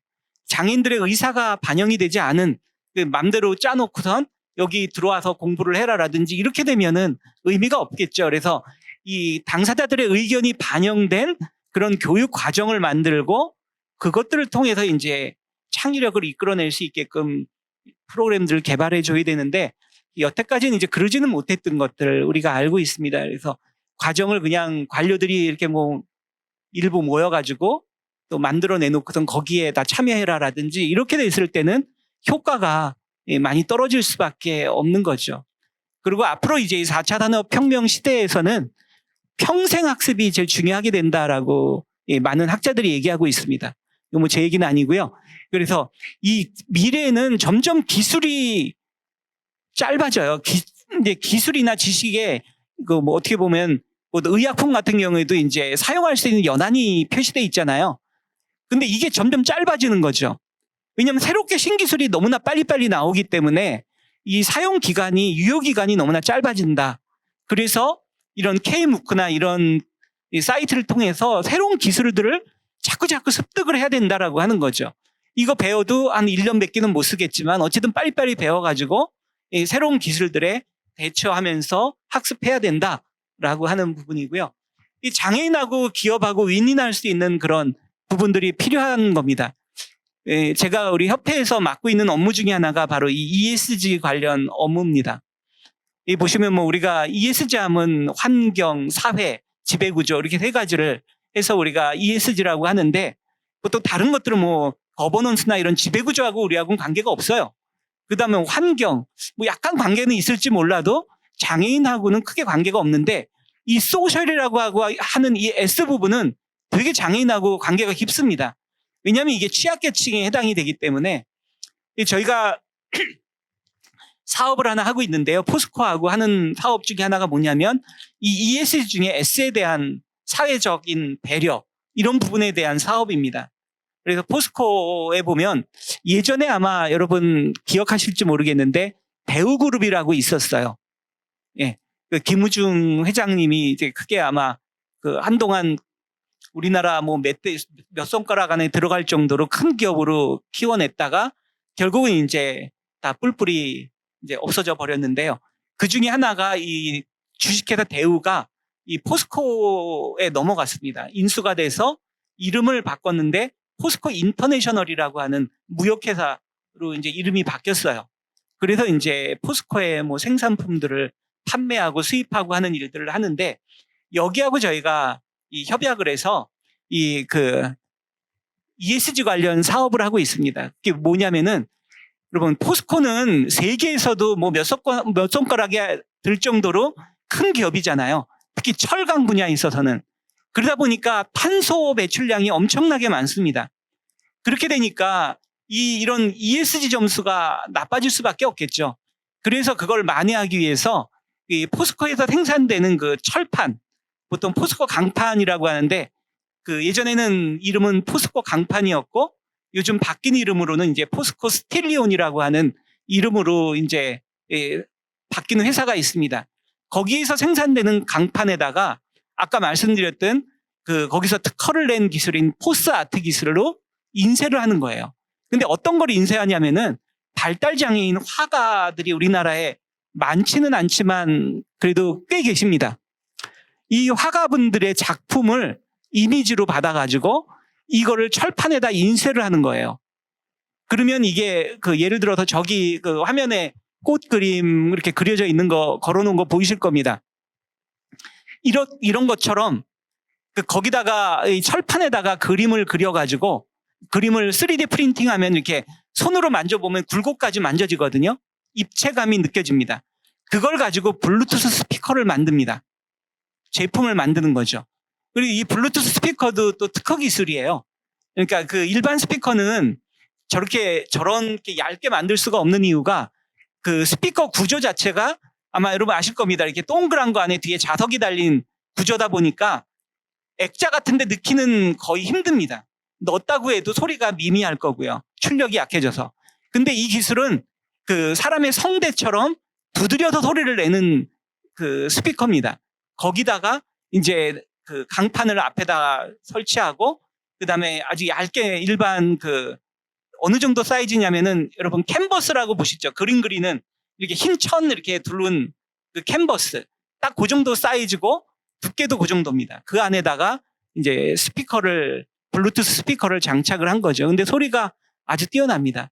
근데 그거를 저희가 하고 같이 사업을 하고 있습니다. 그래서 이제 제가 이 말씀을 드린 이유는 과거의 기업들은 이윤만 추구했거든요. 이윤 돈만 되면 뭐 못할 것도 없었죠. 근데 요즘은 그렇게 해가지고는 기업 얼마 못 갑니다.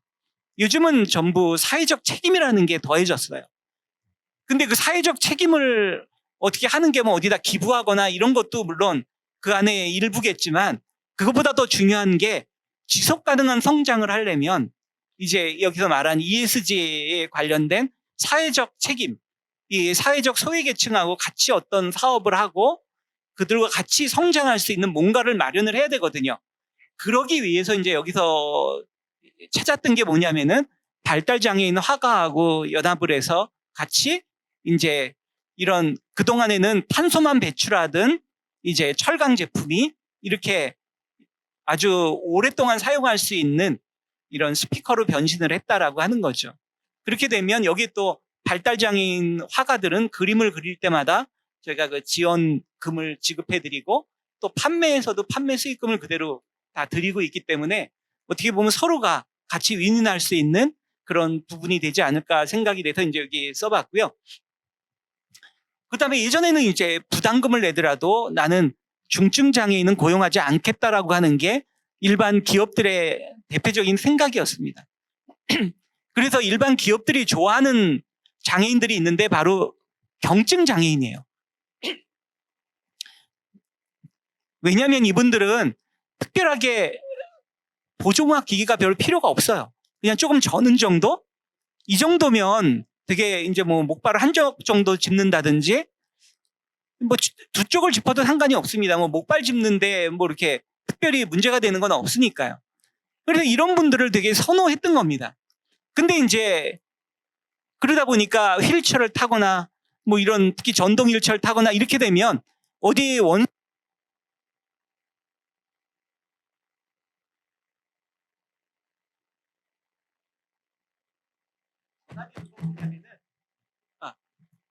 네, 지금 이제 변화되기 시작한 거는 뭐냐면은 이런 사회적인 취약계층 장애인이나 이런 고령자 이런 분들하고 같이 해야만 이런 ESG에 관련된 점수가 높아지고 그래야 수출을 제대로 할 수 있다라고 있게 된 거거든요.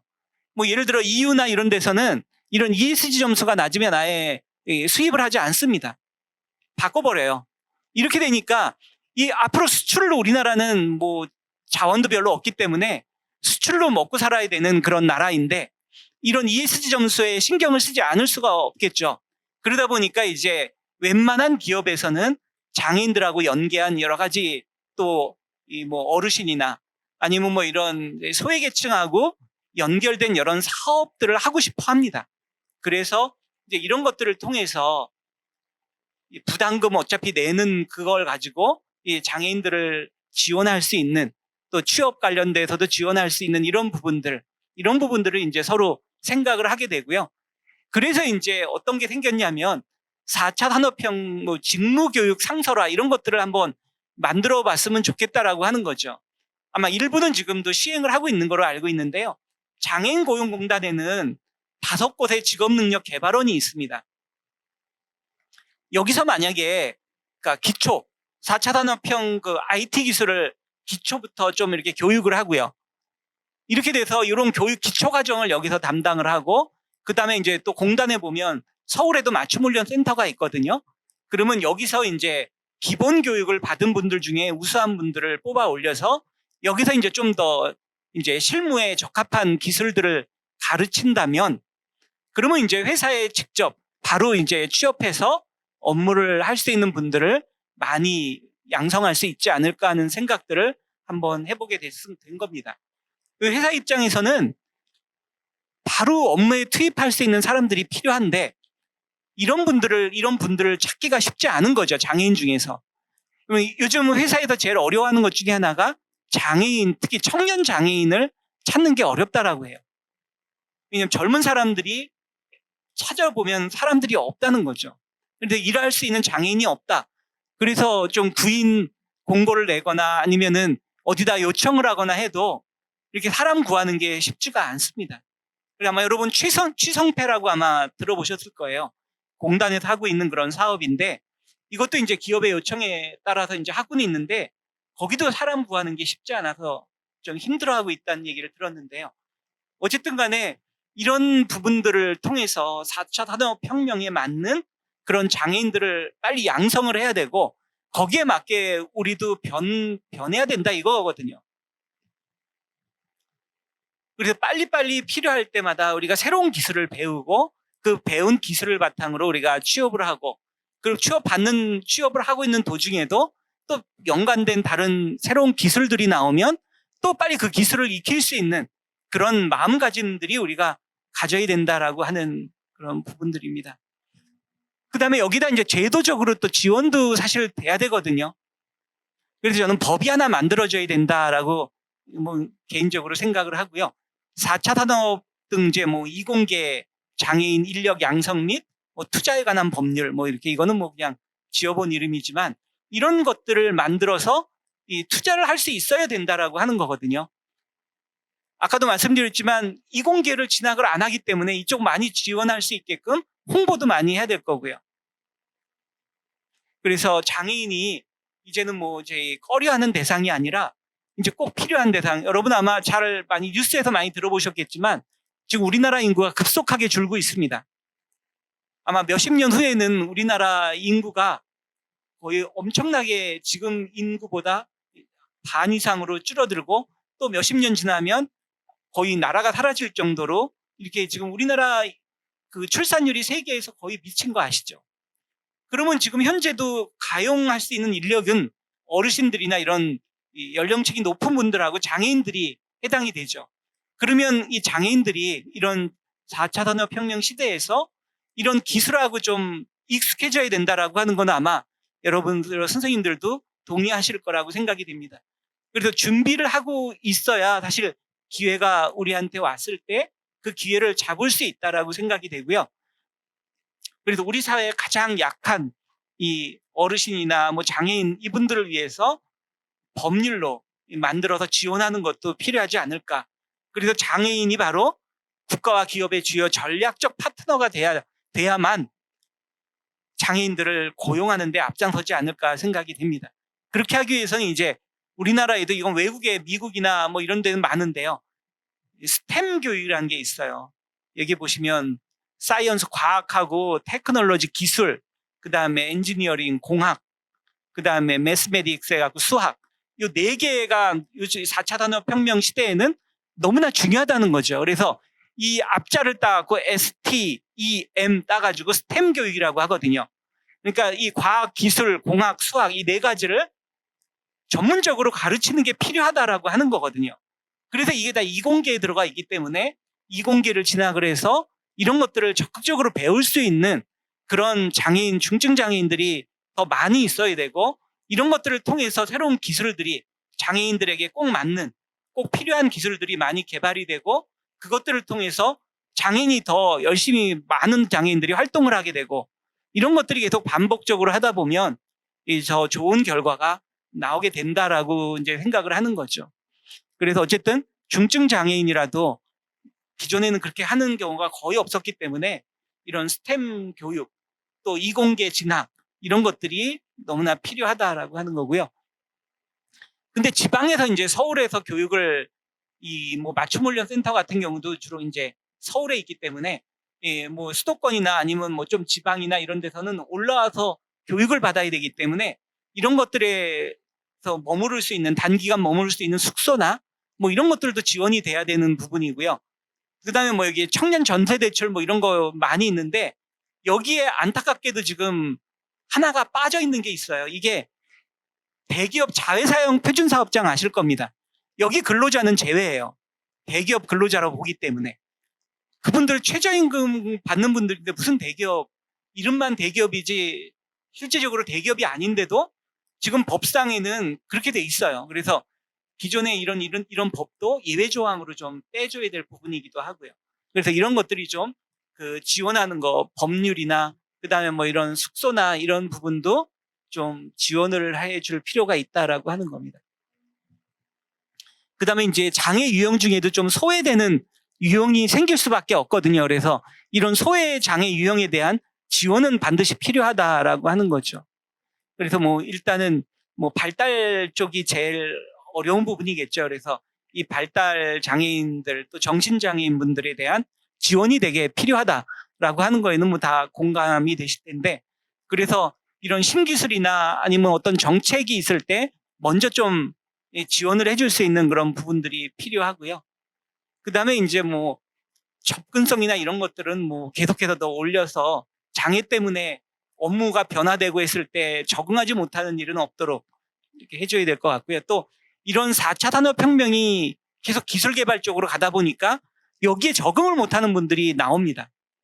내가 갖고 있던 생각하고 너무 틀려지고 내가 기존에 배운 거하고 너무 달라져서 내가 난 막 너무 혼란스럽고 해가지고 뭐 적응도 못하고 이런 경우, 또 그걸로 인해서 오히려 어떻게 보면은 내 권익의 침해를 당하거나 뭐 이런 경우도 발생할 수 있기 때문에 관련된 상담 직원도 상담도 필요하다. 또 관련된 어떤 부분도 소통 창구 뭐 이런 것도 되게 운영이 돼야 되지 않을까 이렇게 생각이 됩니다. 그래서 이제 마지막으로 좀 정리를 하면서 제가 그래도 나름대로 한 58년을 이제 그동안 살면서 이제 제가 나름 그래도 여러 군데 직장 생활도 해봤고 사업도 하면서 느낀 게 있습니다. 제가 처음에는 취업을 하려고 이 대학교 그때까지는 되게 자신만만했어요. 그래 난 기술도 있으니까. 그래 나는 충분히 장애인이지만 뭐 내가 앉아서 하는 건데.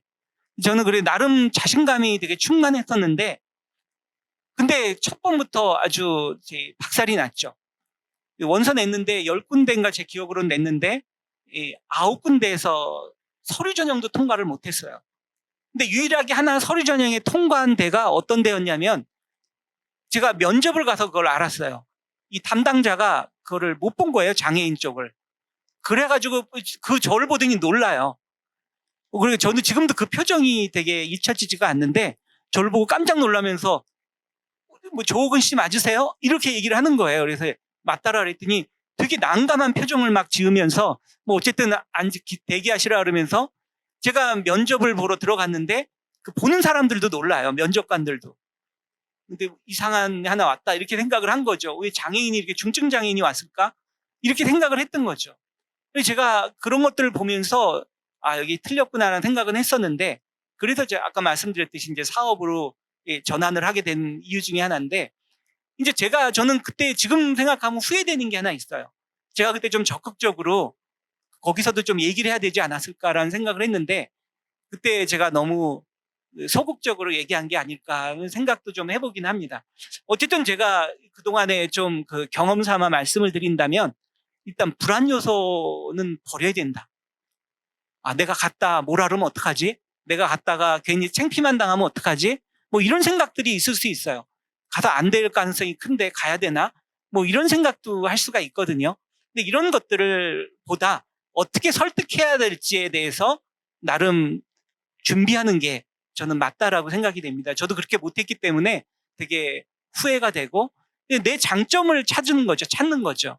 내 장점을 찾고 내가 갖고 있는 자산이 뭐가 있는가? 내가 내세워서 상대방을 설득하기에 좀 더 유리한 게 뭐가 있을까? 이런 것들을 찾아서 정리를 하는 게 필요한 거죠. 그래서 어떻게 활용을 해야 될까? 이거를 면접 때 어떻게 얘기하면 좋을까? 아니면 뭐 이력서나 자기소개서에 어떻게 반영을 할까? 이런 것들이 되게 필요하다는 거죠.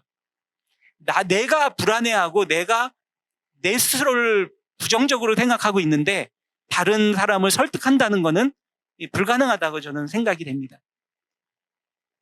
그래서 뭔가 다른 사람을 사업주 내지는 뭐 인사 담당자 이런 분들을 설득하기 위해서는 뭐 나름대로 뭔가 무기가 있어야 되잖아요. 그래서 그거를 좀 만들어야 되고 그것들을 활용할 수 있도록 연습도 좀 하고 이런 것들이 필요하다라고 생각이 됩니다.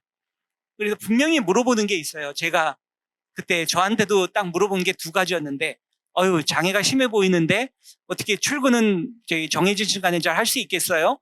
이거 하나 지금도 기억이 나요. 그리고 여기는 뭐 저희 업무하는 게 많이 다니고 해야 되는데 힘들지 않을까? 뭐 이 얘기 2개 물어보고 땡이에요. 그다음부터 물어보지도 않더라고요. 그래서 저는 이런 것들, 그러니까 보통 장애가 심한 분들에게 물어볼 수 있는 여러 가지 기본적인 질문들이 있잖아요. 만약에 그걸 내가 들었을 때, 그걸 나는 뭐라고 얘기를 할 건가? 이런 것들에 대한 어떤 대안들을 나름 만들어야 된다라고 하는 거죠. 저희 아버님이 저한테 이제 그 학교 다닐 때부터 늘 하신 말씀이 있었어요. 네가 뭐 공부를 잘하거나 못하거나 뭐 다른 것들은 네가 하기 나름이니까 상관이 없다면서도 내가 하나 꼭 당부하고 싶은 거가 있다고 하셨는데 그게 그거예요. 일단 근면해라. 그러니까 이거는 장애하고 관계없이 좀 힘들면 더 일찍 나오면 되고 더 일찍 준비해서 가면 늦지 않을 거고 이런 거거든요. 그래서 제가 뭐 학교 다닐 때부터 시작해서 거의 지금 직장 생활을 하고 있을 때까지도 제가 출근은 지금도 제일 빨리 합니다. 우리 사무실에서 제일 빨리 하는 편이고 그다음에 뭐 이제 전 직장에서도 그랬고 왜냐면 그래야 저 출근하기도 편하고 차 안 막힐 때 오는 게 저한테도 편하고 그래서 나름 그 해놓은 원칙이 있어요. 그다음에 포기하지 않는다 뭐 이런 생각들을 하는 거. 그다음에 이제 뭐 그래 나름대로 그 준비했던 것들이 이제 여러 가지가 있는데 그래서 제가 했던 게 이제 이런 거 정리해 본 게 이겁니다. 일단 의지를 강하게 갖고 시작을 해야 된다라고 하는 거고요. 의지를 강하게 먹어도 의지가 자꾸 약해져 가지고 포기할까 이런 생각들이 막 드는데 처음 시작하는 단계부터 조금 해보다 안 되면 포기하지 뭐 이런 생각을 가지고 뭘 한다라고 하면은 그거는 차라리 안 하는 것만 못하지 않을까 생각이 되고요. 아이디어를 많이 갖고 있어야 된다라고 하는 거고요. 그래서 그래서 제가 딱 한 번 제 면접을 제대로 본 거는 하나는 이제 제가 사업하다 망해서 연구소에 들어갈 때는 이미 그 이사님하고 잘 아는 사이였기 때문에 특별한 그런 과정은 없었어요. 그냥 형식적인 대표이사 면담 한번 하고 들어갔고요. 근데 외국계 회사에 들어갈 때는 그렇지는 않았습니다. 왜냐하면 제가 지원을 했던 경우이기 때문에 그래서 그 외국 회사에 대해서 잘 분석을 해보고 그 외국 회사의 마케팅이나 이런 홍보에 대해서 제가 이런 쪽으로 해보면 좋겠다라고 하는 그런 의견을 제시했기 때문에 사실 어떻게 보면 물론 이제 외국계 회사라 장애에 대한 편견이나 뭐 선입견은 좀 적었을 거라고 저도 생각이 되는데 어쨌든 그게 취업할 수 있었던 그런 어떤 부분 중에 하나다라고 생각을 하거든요. 그래서 취업할 대상에 대한 아주 분석은 되게 필요할 거다라고 생각이 되고요.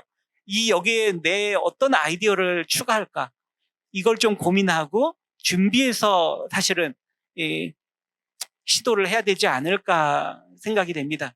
그리고 또 요즘은 보조공학기기나 뭐 근로지원인제도 이런 것들이 돼 있기 때문에 나를 설명할 때 이걸 통해서 이러이러한 일들을 할 수 있고 이걸 통해서 내가 지금 아마 면접관들 볼 때는 이런 것들이 어려워 보일지 몰라도 나에게는 이런 것들이 있다. 이런 것들을 활용해서 한다면 다 무난하게 할 수 있는 일들이다라고 하는 것들을 좀 설명하고 할 수 있다면 아마 좀 좋지 않을까라고 하는 겁니다. 그래서 일단은 불안 요소를 먼저 버려야 자신감으로 충만해야 일단 뭘 시작할 수 있지 않을까 생각이 되고요.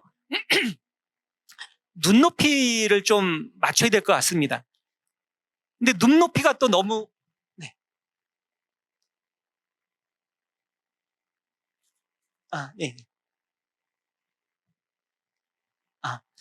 그래서 이제 빨리 끝내도록 하겠습니다.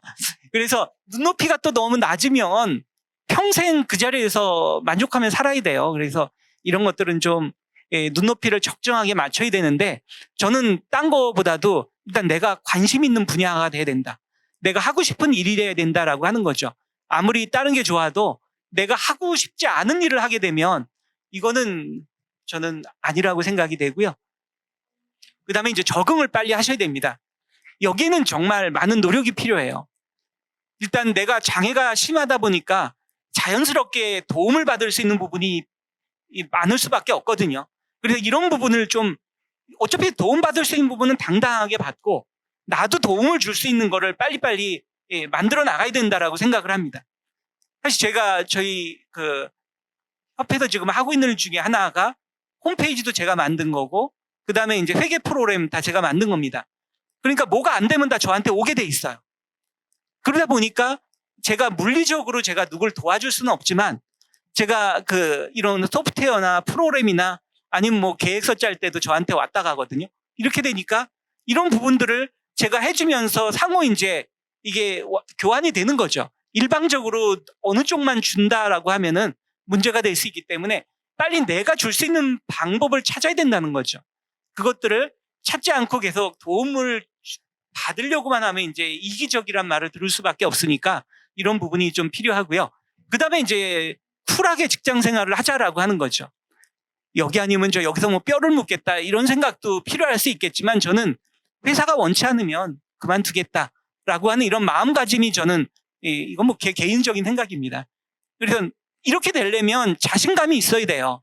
나 여기 아니래도 갈 데 있다라는 생각을 가지고 당당하게 직장 생활을 하는 게 필요하지 않을까 생각이 되고요.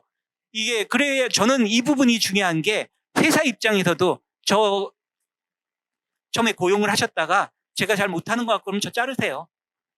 저 그 정도 자신 있습니다라고 하는 이런 부분들을 가질 때 저는 오히려 회사 입장에서도 어떻게 보면 호감이 될 수 있지 않을까 생각이 되고요. 이제 맺도록 하겠습니다. 저는 제가 살아오면서 도전은 여러 차례 했습니다. 제가 하고 싶었던 일들 물론 이제 망하긴 했지만 제가 아마 우리나라에서 제가 시작했을 때가 쇼핑몰을 시작했을 때가 우리나라에서 지금 네이버나 다음 포털 시작한 것보다 몇 년 차이가 안 나거든요. 나름 쇼핑몰은 제일 빨리 시작한 사람 중에 하나였습니다.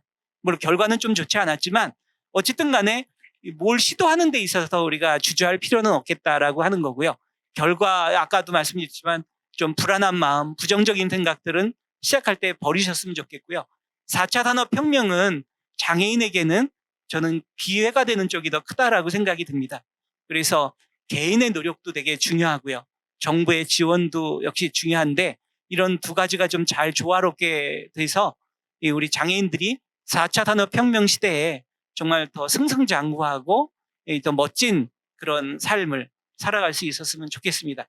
네, 이상으로 마치겠습니다. 감사합니다. 예, 유엔 장애인 권리협약 또 4차 산업혁명 또 본인의 또 생생한 경험까지 잘 접목해서 귀한 강의해 주신 우리 조홍 국장님께 다시 한번 큰 박수 부탁드리겠습니다. 감사합니다.